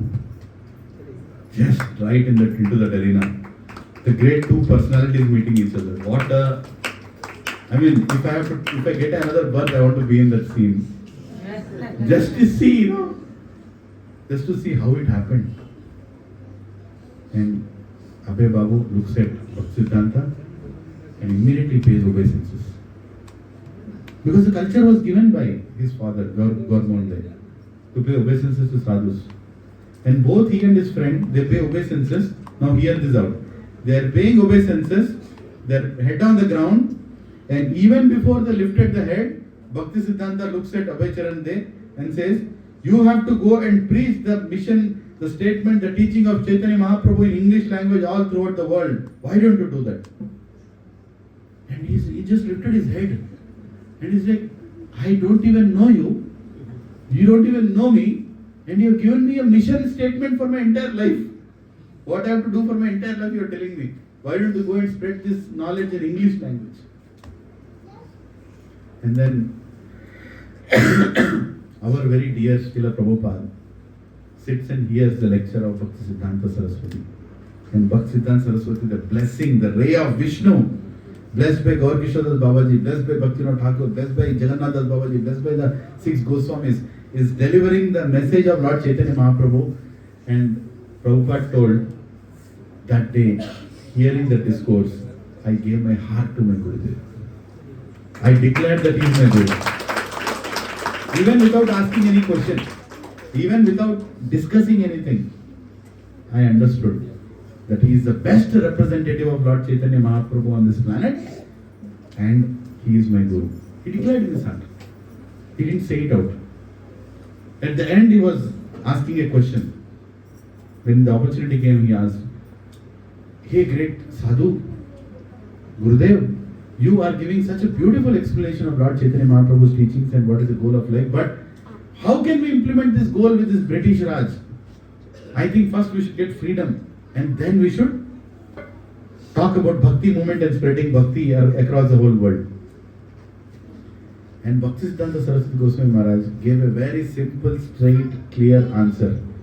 That the nature of this material world is it always changes. Nothing is permanent. Today British is ruling, tomorrow somebody else will rule.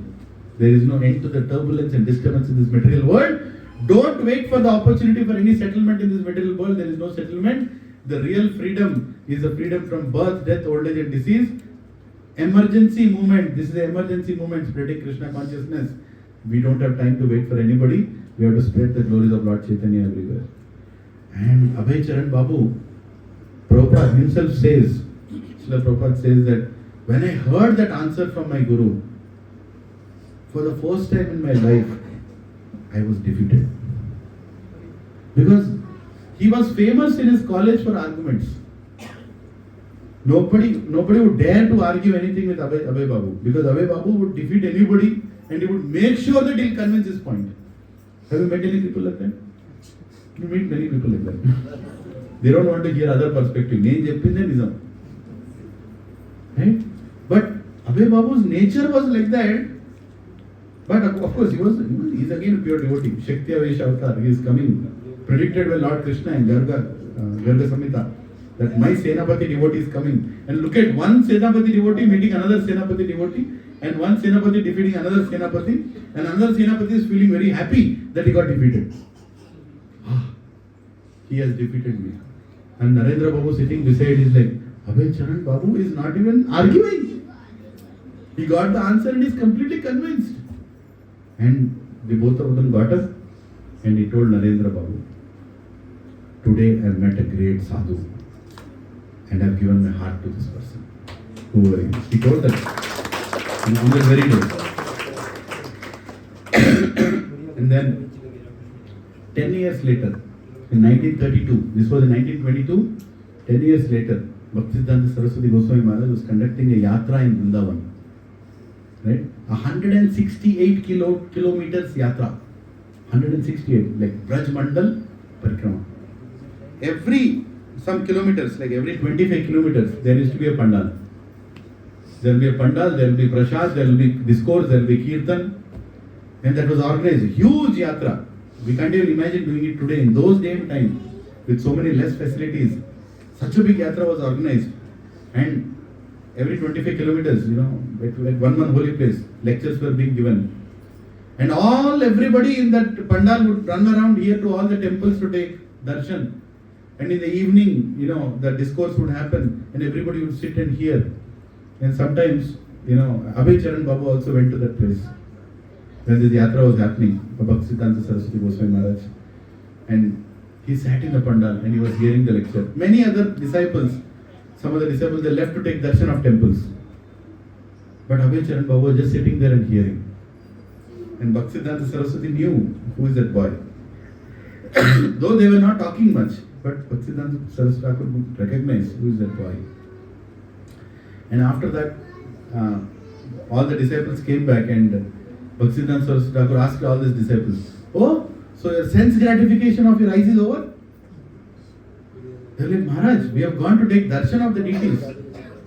That time, Bhaktisiddhanta Saraswati Goswami Maharaj made a very famous statement, which is quoted many times in our ISKCON society. He said, "Don't go to see God, serve in such a way that the God comes to see you." Like that he told. He told his disciples. And there, Prabhupada was sitting and he was looking at his Guru. What a scene! He's totally in love with his Guru. As a householder, he was married and he was seeing his Guru. And one person went and asked Prabhupada, "How do you like his lectures?"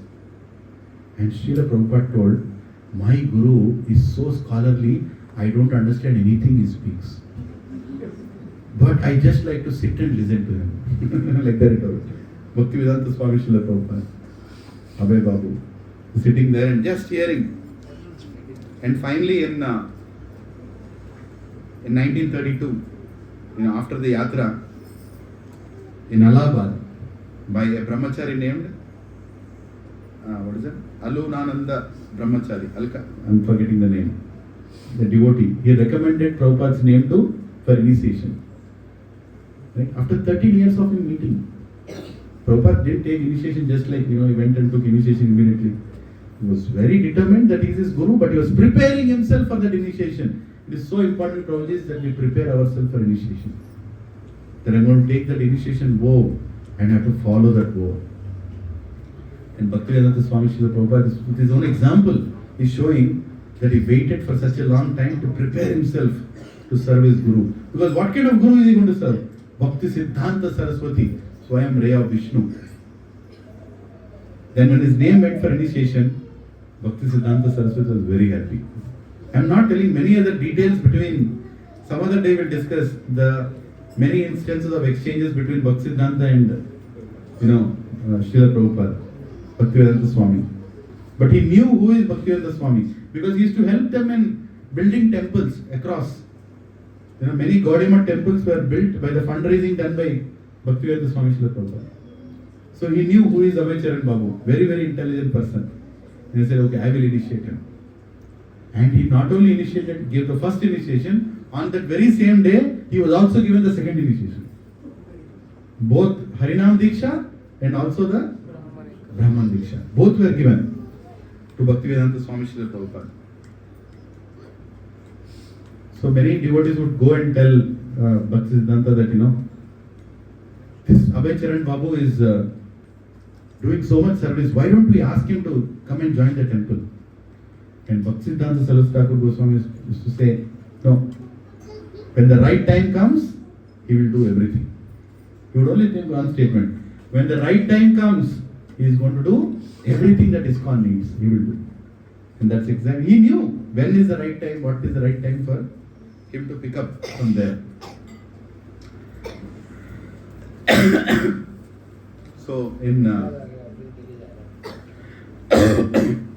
So once in Chennai, there was a Madras Yatra. How many are from Chennai? Hare Krishna. So very important place in our Sampradaya.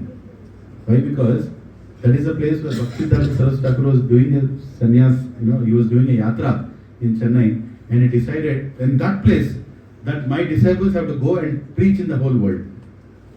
Because in 1896, the first Indian philosophy book written by Bhaktivinoda Thakur was sent to abroad. It was sent to a library, I forgot the exact library name where it was sent. And people could not understand the English of Bhaktivinoda Thakur.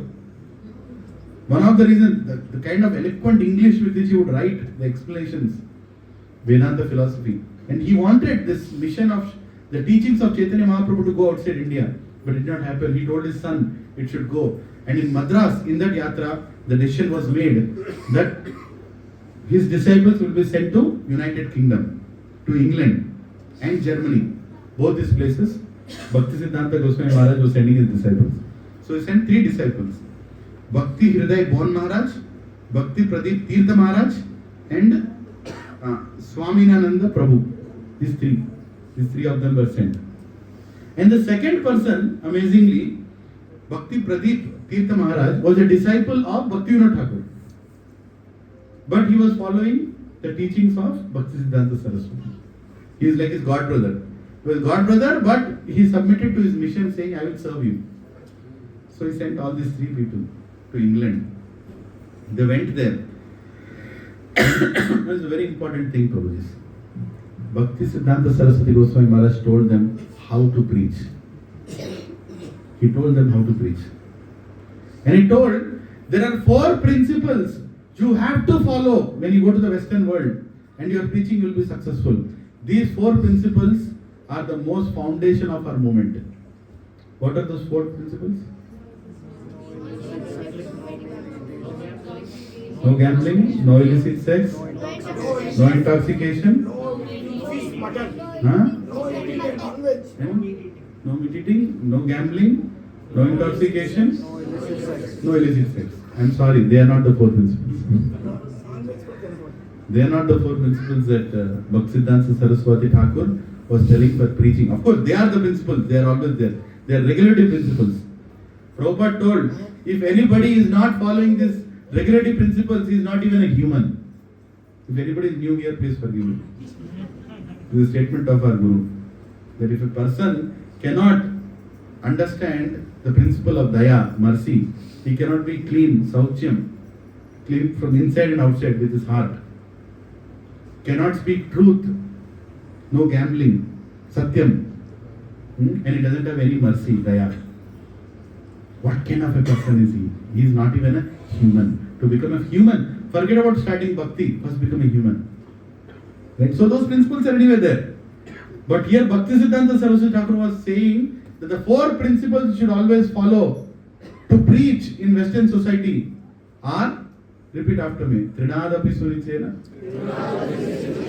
Tarorapi Sahishnuna, Amananiya, Manadaya, Kirtanaya.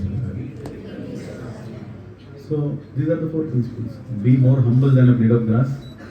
Be more tolerant than a tree. Be respectful to everyone. And don't expect any respect in return.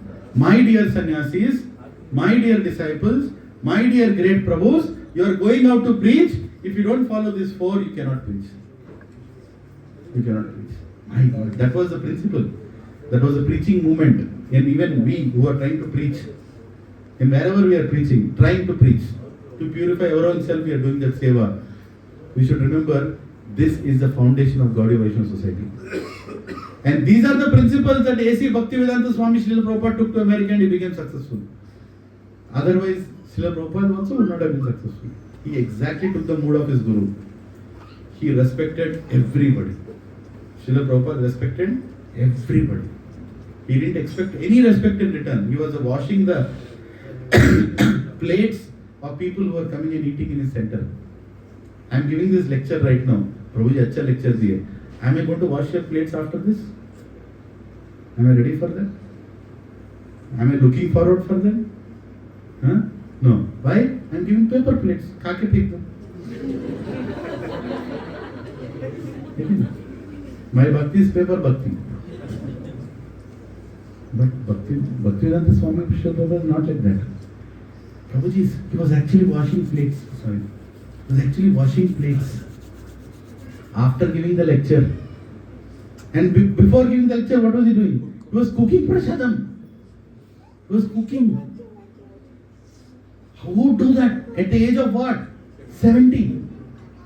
In which country? Not his own country. Raising donations, how? Begging donations. Somehow selling one Bhagavatam set, getting $2, $3. with that buying potatoes, with that buying some spices. It was not like Indian store was there to give them garam masala. Prabhupada would make everything with his own hands. Cook for 50-100 people. Right? And give the discourse. Arrange his own Vyasasana. Keep his own water bottle. If he has fallen sick, keeping his own medicines. We can't imagine what he did. And then cleaning the plates. And then telling everybody, please come next week also. And making a poster and keeping it outside. Next week is even beautiful topic. Next week is even this, even that. With the same enthusiasm. Bhaktisiddhanta Saraswati Goswami Maharaj wanted this in his disciples when they went to outside to preach. And that's what he instructed. Didn't work. Because it was not working, he said, now open a center, I'll send the money. And he sent one more Maharaj, Bhakti Saranga Goswami Maharaj. You also go and support these other three who have gone. Somehow make it work in the West. Because it's a prediction. My father has told, he has seen foreigners coming and dancing in Mayapur. It is going to happen. It has to happen. It will happen. Can we see it happen? Go and do. Saranga Maharaj, he went there and he was trying to preach. Not working. Prabhu, it is not easy preaching to foreigners. You can't preach to Indians who know who is Rama, who is Krishna. How are you going into some foreign land, enter into their society and tell them, chant Hare Krishna, follow four relative principles, and speaking in a Bengali accent that even we can't understand sometimes. It was not working. And Bhakti Saranga Goswami Maharaj, once he was preaching to one priest kind of person there, and he told, that priest came and told, finally one person came and told, I want to become a Brahman, he told. And they were like, wow, I think the movement has started. I think we have, our mission of spreading Krishna consciousness has started. And he said, yes, we will give you Brahman Diksha. But for that, you should no meat eating, no illicit sex, no gambling, no intoxication. And that person said, impossible. What are you speaking? It's impossible. Something that you are trying to implement, it will never happen. Forget about me being a Brahman. I don't have any desire to become a Brahman. And then he wrote a letter back to Bhaktisiddhanta Saraswati Goswami Maharaj. That Maharaj, we can find people who are favorable to our movement, but we cannot find people who will join the movement. Right? Prabhuji, it was so difficult. It was not easy. What we are seeing is a miracle, right? That actually we should ask this question to Indradhoni Maharaj, he will tell. How they got attracted looking at Srila Prabhupada. Right? Unbelievable things happened. Bhaktisiddhanta Saraswati Goswami Maharaj would very humbly call his disciples as Dasosmi. I am your servant. His disciples would call as Dasosmi.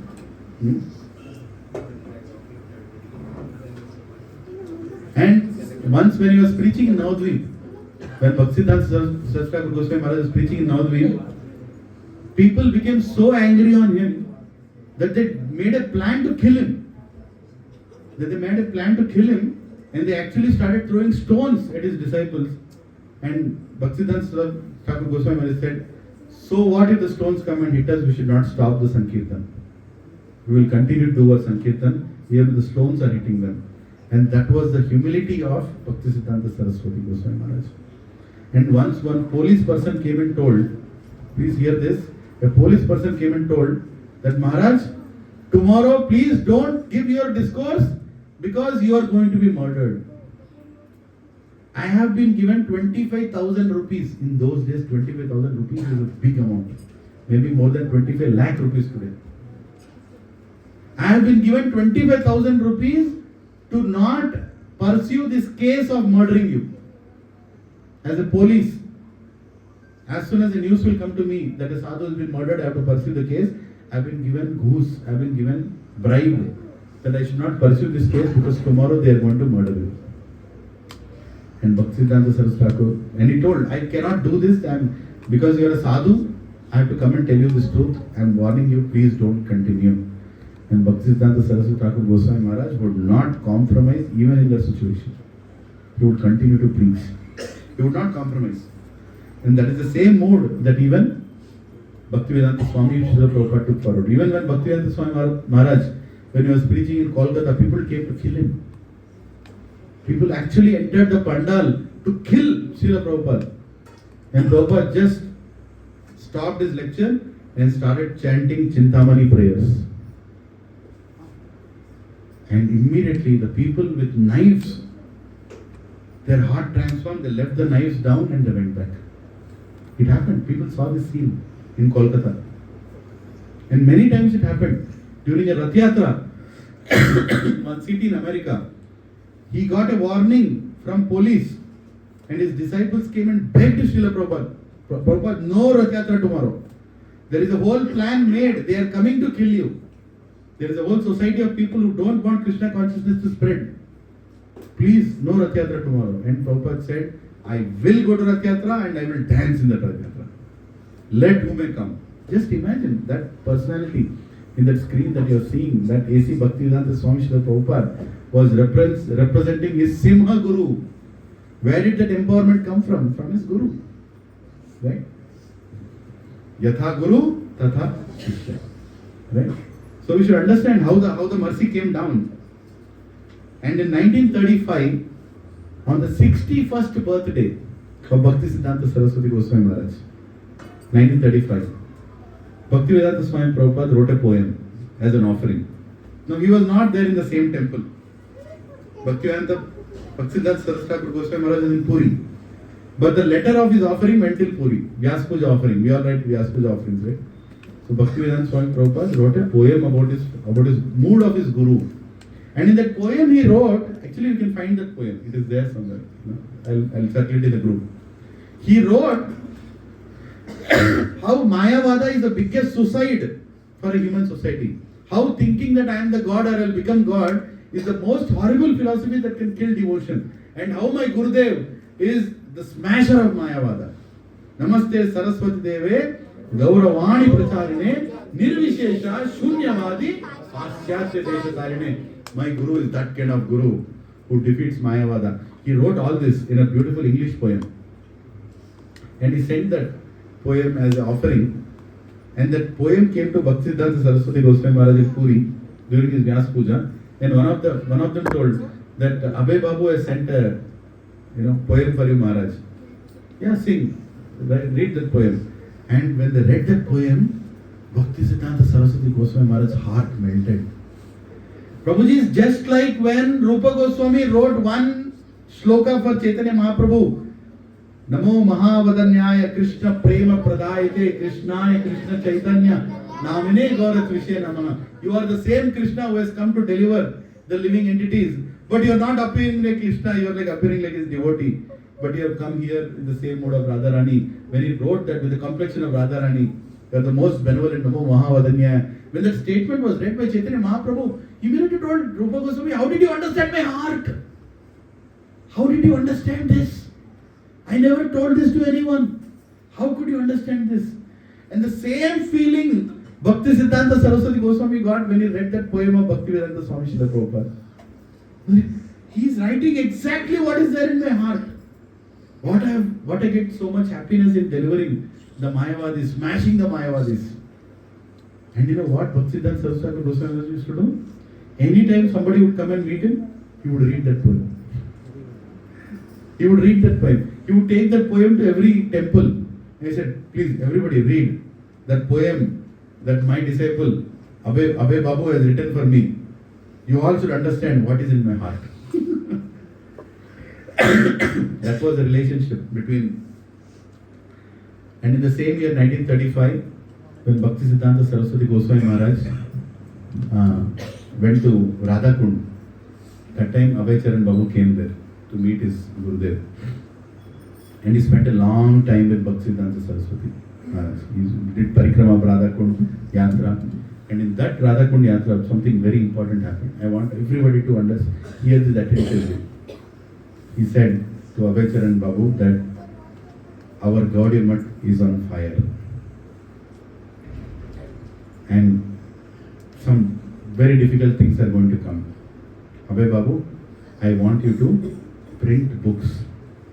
I want you to distribute books. I want you to preach. And he told what all he wanted to happen in Gaudiya Math, he told it to Abhay Babu. Even though Abhay Babu was not even a sannyasi. He was just a householder. But he was being told every instruction. Then he told the biggest problem that is happening is money. Too much of money and facilities have come into Gaudiya Math. Now our Gaudiya Math temples are so opulent. They are filled with so many facilities that slowly people are forgetting devotion. They are behind these facilities. They want to claim this temple is mine, this matha is mine, Visakhapatnam Math is mine, Mayapur Math is mine, Bombay Math is mine. But what are you doing by taking that math? Are you preaching? Are you taking the message out? Are you taking the austerity? No austerity. Prabhuji and Matajis. Excuse me.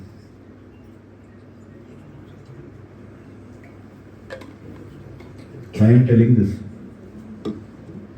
The aspect of money, facilities in our spiritual life is very dangerous. This was a statement being told by Bhaktisiddhanta Saraswati Goswami Maharaj, Srila Prabhupāda. The facilities that we are getting in our life, in the form of this hall maybe, in the form of ACs maybe, in the form of good ambience maybe, we should not fall for these things. The day we become very accustomed to facilities, our devotion will take a deep dip. We will stop doing any austerity. Our entire spiritual life will become superficial. And my humble request to all the families here, please take in the right spirit. You all used to have a social life. You all are coming from good families. You all had a culture of exchanging gifts even before coming to Krishna Consciousness. Don't overdo that culture in Krishna Bhakti. I am seeing it is happening slowly.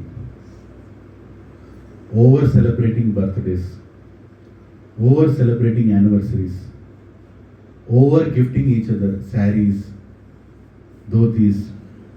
Don't do that. Because you know what will happen? Slowly, it will create a peer pressure among devotees. And entire effort of bringing this Bhakta Vrinda together will be demolished. I am telling you, it's very dangerous. Yes, we want to exchange gifts. Dadadi, Pratikranati, all the principles are good, but don't overdo it. We want to lead a simple life. You can be a director, you can be a great rich person, you can live in a villa in whichever jilla, doesn't matter. But don't bring that richness here. Don't start gifting expensive saris, expensive gadgets. I'm seeing that. No, we are not here for that. We are here to learn how to become a simple devotee. With simple heart. Gaudiya Math crumbled in 1935. Our satsang will crumble in 2025. If we continue like this, I'm getting really worried. Please, you might think I'm short-sighted, but I'm not liking what is happening. Don't get too many cakes from outside. You really want to give a cake? Make a small cake in your house. Like Surabhi Mataji, Nilesh Prabhu's wife makes beautiful cake. Simple cake. His wife, you want to feed some good cake? Get a small cake. Show your devotion in the form of services and activities. Not in the form of ready-made gifts. No. Buying this sari, that sari, buying this kurta, that kurta. You are coming, I am gifting this. We are slowly going back to the same culture from where we came here. It's very dangerous. I am telling you, it's very dangerous. And I am observing that. My humble request, going forward, let's not give this gift business. Let's stop it here. 2025 onwards, no more gifts. Let people buy their own saris, buy their own kurtas. You really want to gift? Do one extra round for that person. You really want to gift? Do Nitya Prasad Seva. You can go and do Nitya Prasad Seva outside on that person's name. You really want to give? Gift Bhagavad Gitas. In that, tell Mataji, on your birthday, because you have been my Siksha Guru, I am giving this 20 Bhagavad Gitas in your name to some people outside. Convert your gifts into devotional gifts. Don't bring that materialism back into the satsang. I am telling you, this is materialism. I have heard this, that already couple of families, they are feeling uncomfortable in this satsang. Because the family is a single bread earner, that Prabhu is already in peer pressure, that if so many birthdays and anniversaries are coming, how can I contribute? Because the word goes, right? Birthday is coming. Can you all contribute? Mataji, every Mataji wants, every Prabhuji wants. But is everybody in a position to contribute like that? Your salary might be 1 lakh, somebody's salary is only 10,000. Are we entering this hall with our designations and salary pay packages? No. We are coming here to learn devotion. We are coming here to learn simplicity in spiritual life. We don't want these kind of things to crop in. This is a virus, this is a bacteria, this is worse than a coronavirus that will kill our satsang if you don't stop it right now. 2025 onwards. I don't want to see a single gift being given like this. Gift should be only spiritual. And even in the name of spirituality, less expensive, spend more for Krishna. Janmashtami is coming. Accumulate your devotions. Rather than gifting each other all these things, keep that money aside. You really are in love with Krishna and devotees, keep that money in a separate dabba in your house. And bring that money and give it to Sri Gopal Prabhu for Janmashtami donation. For Rath Yatra donation. Instead of gifting each other and trying to create a whole scene. No, not right. Please forgive me if I am strong on this, but I am really worried. I am really worried. Vanchakalpatarubhischa kripasindobhya patitanam pavanebhyo vaishnavebhyo. Bhaktisiddhanta Saraswati Goswami Maharaj saw materialism entering the Gaudiya Vaishnavism. Even though people were preaching, even though they are speaking big philosophy, but he could see the deep desire inside of recognition and pride. And he told Abhay Babu that Gaudiya Math is on fire. It's going to burn to ashes. Just a matter of time. In 1936, this was in 1935. In 1936, Bhaktivedanta Swami Srila Prabhupada was feeling lot of pain that he is not able to serve more than what he could. What he wanted to serve also he was not able to serve. Right? Prabhuji, sorry, I'm finishing in 5 minutes. Can somebody give some prasad to that family? Yeah. I'm just finishing in 5 minutes. I'm sorry about some delay. So, what was the saying? Yeah. In 1936, Srila Prabhupada was feeling a lot of separation from his Guru and he felt that, hey Gurudev, he wrote a letter to Bhaktisiddhanta Saraswati. That was the last letter written by Bhaktivedanta Swami Srila Prabhupada to Bhaktisiddhanta Saraswati Goswami Maharaj, that I am a householder. All your disciples are great sannyasis. They are doing so much preaching. They are doing so many services. I am stuck in this ashram. How can I serve more? What can I do, Maharaj? And the same instruction that was given in 1922, the reply came from Bhaktisiddhanta Saraswati back to Bhaktivedanta Swami Srila Prabhupada that preach the message of Lord Chaitanya in English language around the world. That was the answer that came in the form of a letter. And Bhaktivedanta Swami looked at that letter, and in the very year 1936, December 31st, Srila Bhaktisiddhanta Saraswati Goswami Maharaj left this planet. And Srila Prabhupada was completely devastated after his Guru left. But he was empowered. Before he left, he gave the instruction for his lifetime. The first instruction that he got and the last instruction that he got, both are same. What was the instruction? Please preach the message of Lord Chaitanya in English language around the world. Right? And if you have money, what did I just tell some time back? If you have money, distribute books. Right? No need to have the superficial gifts, little gifts. That's okay. but don't make it public and don't make it a culture in our satsang that we are going to. Our culture is bhakti. Every penny, Prabhuji said, Mataji, they're all grahasthas. Rupa Goswami told, 50% of your money, of your earnings should be toward devotion. And 50% for your emergency and your 50% donation देना पड़ेगा नहीं देने की जरूरत नहीं 50% यहाँ देने की जरूरत नहीं but use it for devotional activities. I asked Radhisham Prabhu once, how do you understand this 50%? He said, yes, use it for making a beautiful altar in your house, use it for taking your family on a vacation which is going to holy places, use it for buying good devotional clothes, use it for distributing books, use it for donating for festivals, use it for conducting satsangs, use it for buying things that are useful for satsangs. Can't we do that?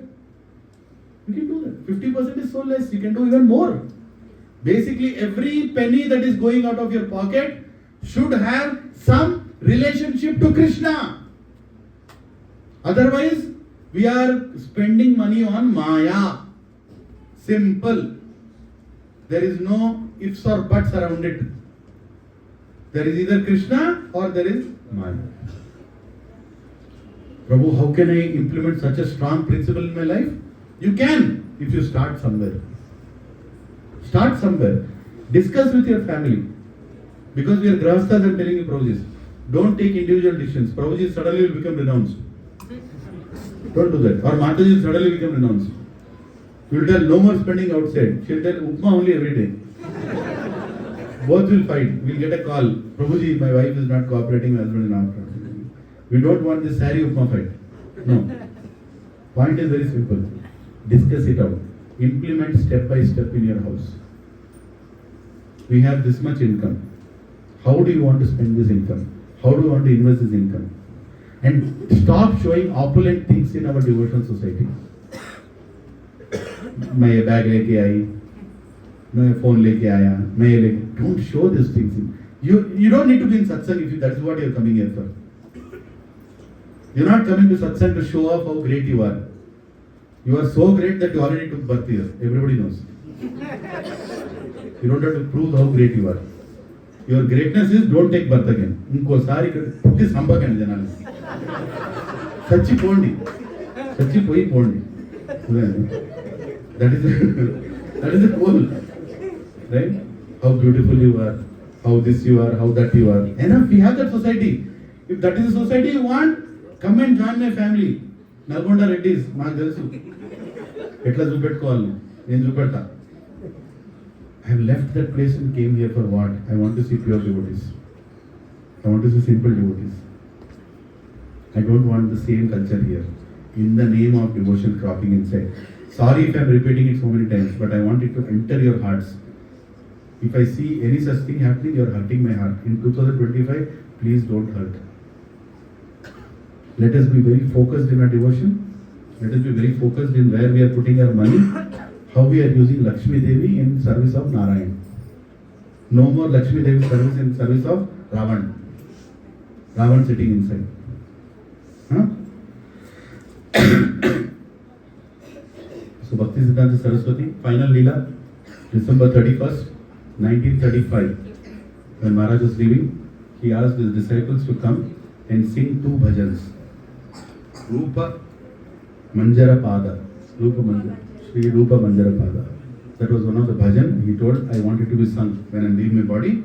And another bhajan that he was asked to be sung is Ishtashtakam prayers. All the 8 prayers again and again and again while I am leaving the body. Prabhuji, he left his body in between the disciples and he instructed his disciple A.C. Bhaktivedanta Swami Srila Prabhupada to continue. And by the way, it is also told that he told his disciples how to establish GBC in Gaudiya Vaishnavism. Did not happen. But when Bhaktivedanta Swami understood that his Guru wanted such institution to be established, he established it. And that is the reason ISKCON as a society is very strong.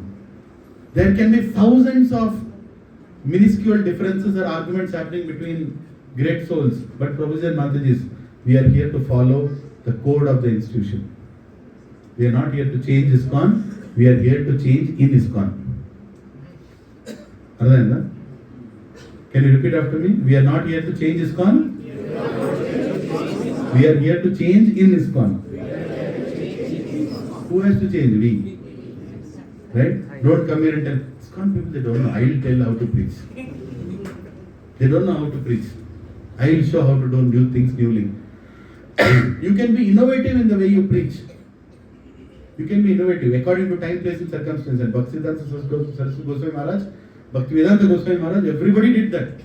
But they did not compromise on the basic principles. Prabhuji and Matajis, don't lead a duplicitous life, because we are representing a great Acharya in the name of Bhaktisiddhanta Saraswati Goswami Maharaj. If we go outside and represent ISKCON in a wrong way, then we are insulting that great Ray of Vishnu. Remember that. In our dealings with others, in our dealings in between devotees, in your dealings in the office, everywhere. Whatever you are, show it. Whatever you are, show it very boldly and show it very respectfully. Not a single filthy word should come out of your mouth for the rest of your life. Never. Never you should show an outside society how you are balancing your spiritual and material life in the name of balancing and showing how you are so adapting material life also. No. If you can't act like a pure devotee, fake that you are a pure devotee. One day Krishna will make you a pure devotee. But let's not compromise. Right? Our movement is not a onion garlic, no onion garlic movement. Our movement is prasada movement.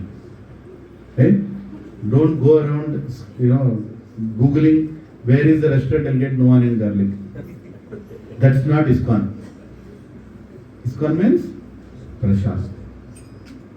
And prasadam also. Keep it simple. Try to keep it simple. Prabhupada told, serve it hot. Serve it hot, serve it fresh. That's all is needed. Right? We don't need to have 20 varieties, 20 brands. Huh?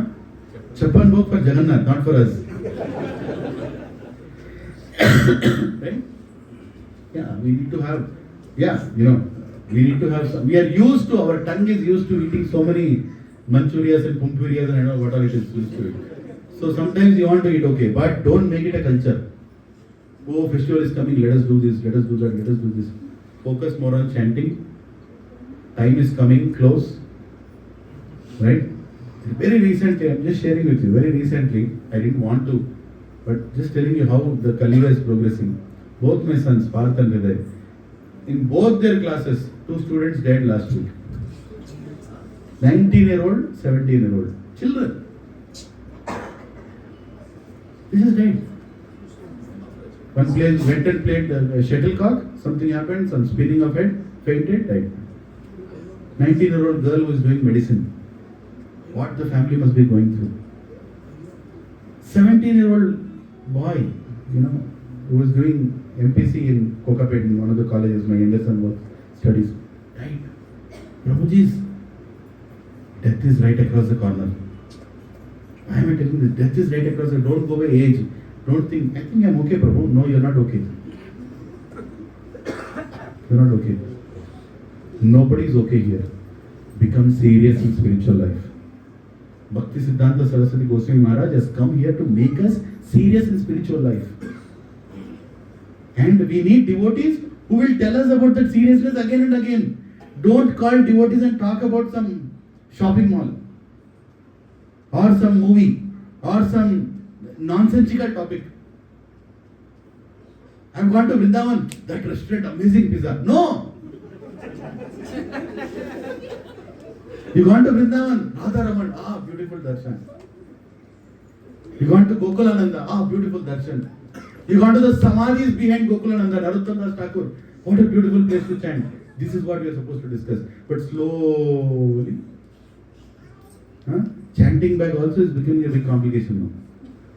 నీకు 2 జిప్పులు ఉన్నాయి, నాకు 3వ zip కూడా ఉన్నది. Chanting bag को भी नहीं छोड़ा. Right? Poor Devda. Tomorrow you'll keep so many things into the chanting bag. You need a special lifting machine to lift that chanting bag.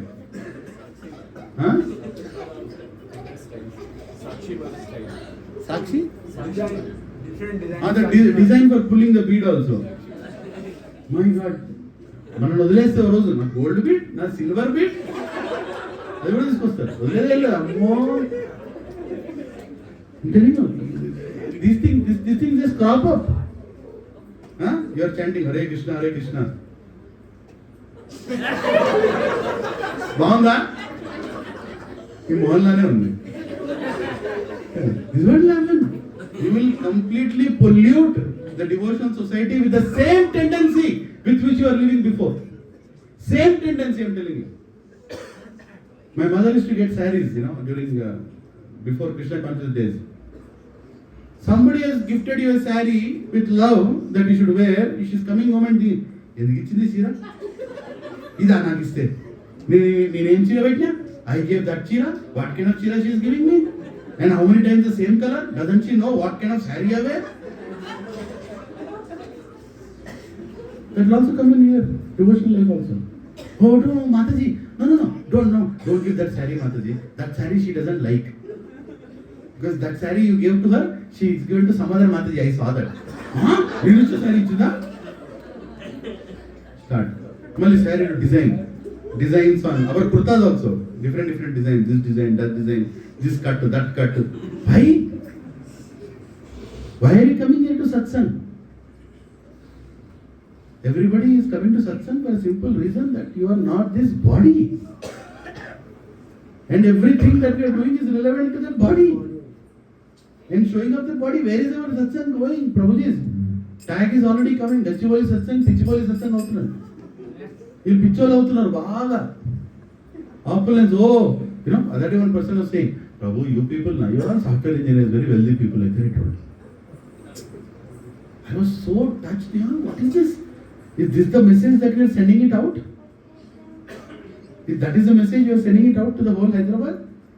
That these people, rich people, software guys, they don't know how much software people are suffering. But money aspect, opulent house, this gated community, that villa, this villa, where are we going? Let us consciously. You might be thinking, why am I repeating this point again and again?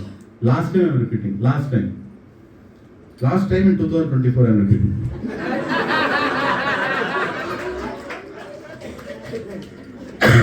Next year only I will talk again. But let's be conscious. Let's be conscious. Extraordinarily conscious about our dealings with devotees. You don't try to promote materialism in satsang, in the name of gifts, in the name of trips, in the name of, we all should go out for a picnic, let us go and stay in a 5-star hotel. We all should go. No. Don't take satsang devotees for picnics. My humble obeisances to each one of you. Go for yatras. And yatra is not a picnic. Yatra is for our spiritual elevation. That's part of our 5 process of Bhakti, explained by Rupa Goswami. Right? Yatra should be for spiritual elevation. And sadhus are coming. Gift sadhus with your donations. You want to give donations, right? Give it to sadhus, they are coming. They will use it in devotional service. They need grahasthas to contribute. Do it. We don't need internally, but we can do it externally. We can give it. So with that said, let us remember what Srila Bhaktisiddhanta Saraswati Goswami Maharaj has done for us. And there is a beautiful series of books written by His Holiness Bhakti Swami Maharaj on Bhaktisiddhanta Saraswati, and we have to read that. Srila Bhaktisiddhanta Vaibhava is a series of books. Yeah, I'm telling you. So you can buy those books and read those books. It's very important we know the mood of our Acharyas, Prabhujis, otherwise we will create another Appa Sampradaya within the Sampradaya. We should know what is the mood of the Sampradaya.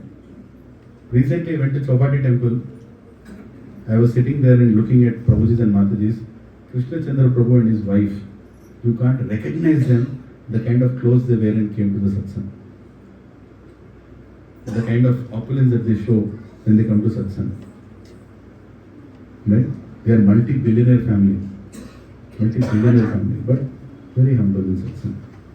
And they don't bring any office matters here. No, nothing. Right? When their turn comes, they'll go and stand in a chappal stall, take everybody's chappal, keep in their pocket and give them a coupon. Their turn comes every 1 month. Right? Let's remember why we are coming here for satsang, and let's be very clear on what we want to become in satsang. Let's not deviate from that. Let our festivals be more opulent. Let there be more festivals in the satsang. Let us celebrate every single appearance and disappearance of an acharya in this satsang. That is more important. How many of you are following the Vaishnava calendar? How many of you are seeing who is the next acharya's appearance or disappearance that is coming?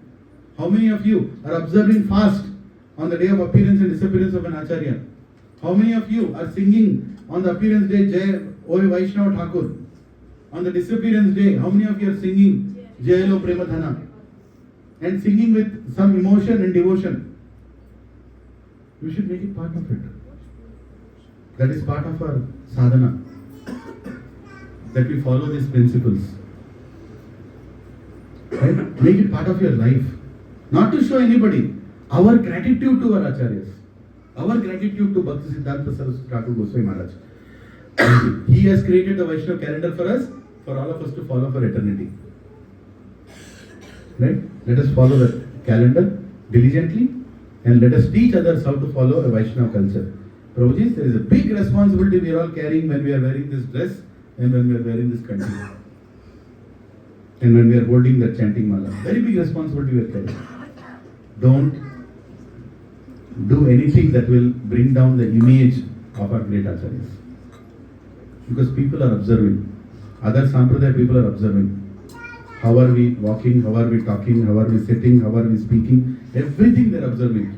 And they should feel proud of us when we are representing such acharyas. The tree is known by its fruits. ISKCON is known by its disciples, by its devotees. Right? Let us set that great example. Hare Krishna, Hare Krishna.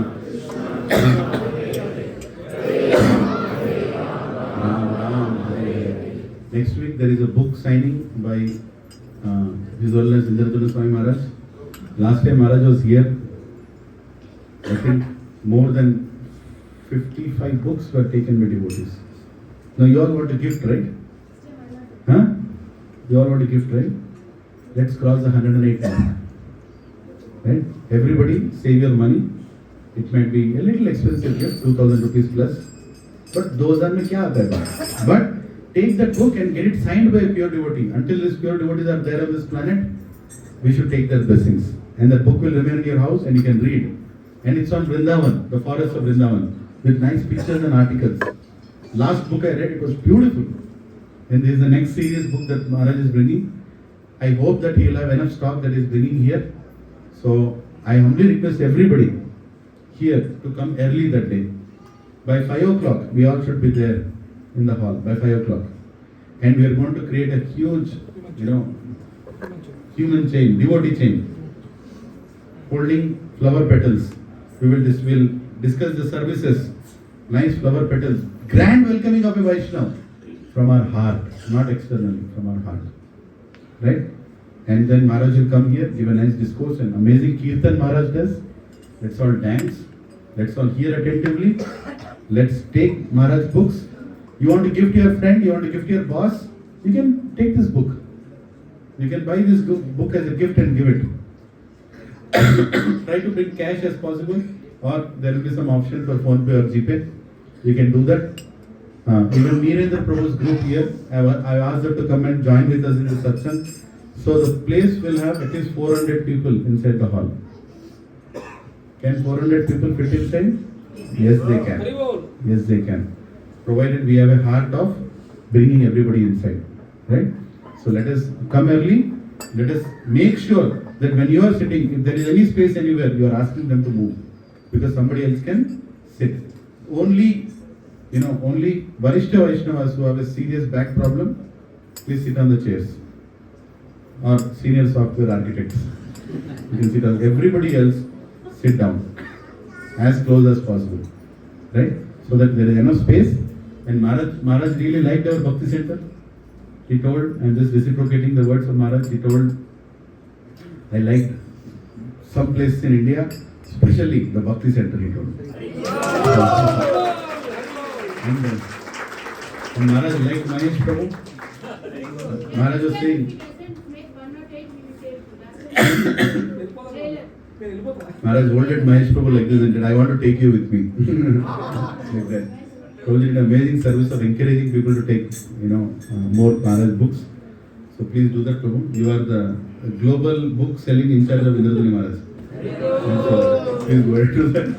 Hare Krishna. And the next week, tell your relatives you don't exist. Anyway, many of them think you don't exist.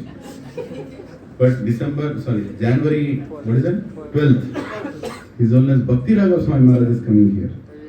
And you don't want to miss that association either. Very sincere disciples, very rare to be found devotees who are coming here. Please don't miss that.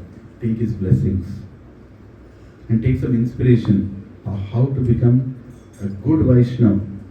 Simple living, high thinking. Maharaj exemplifies with his own life. Simple living, high thinking. How to live close to nature. How to live close to cows. How to have our needs in line with what nature can give. All these things Maharaj will speak. Right? And I'm also going to request Maharaj to tell us how especially people of IT living in Pichiboli can become more close to nature. Right? So Maharaj might speak something. I want to hear that myself. Right? So please don't miss these satsangs. Encourage your friends and relatives to come and attend and take the association of pure devotees. If you are thinking, I am telling my relatives they are not becoming Krishna conscious, but sometimes when they see a pure devotee, they become Krishna conscious. Just by taking that darshan, it's a big difference. Right? So, thank you very much. Sorry for the delay, it's a long lecture. Srila Bhaktisiddhanta Saraswati Goswami, Srila Prabhupāda ki. Yeah, so there is book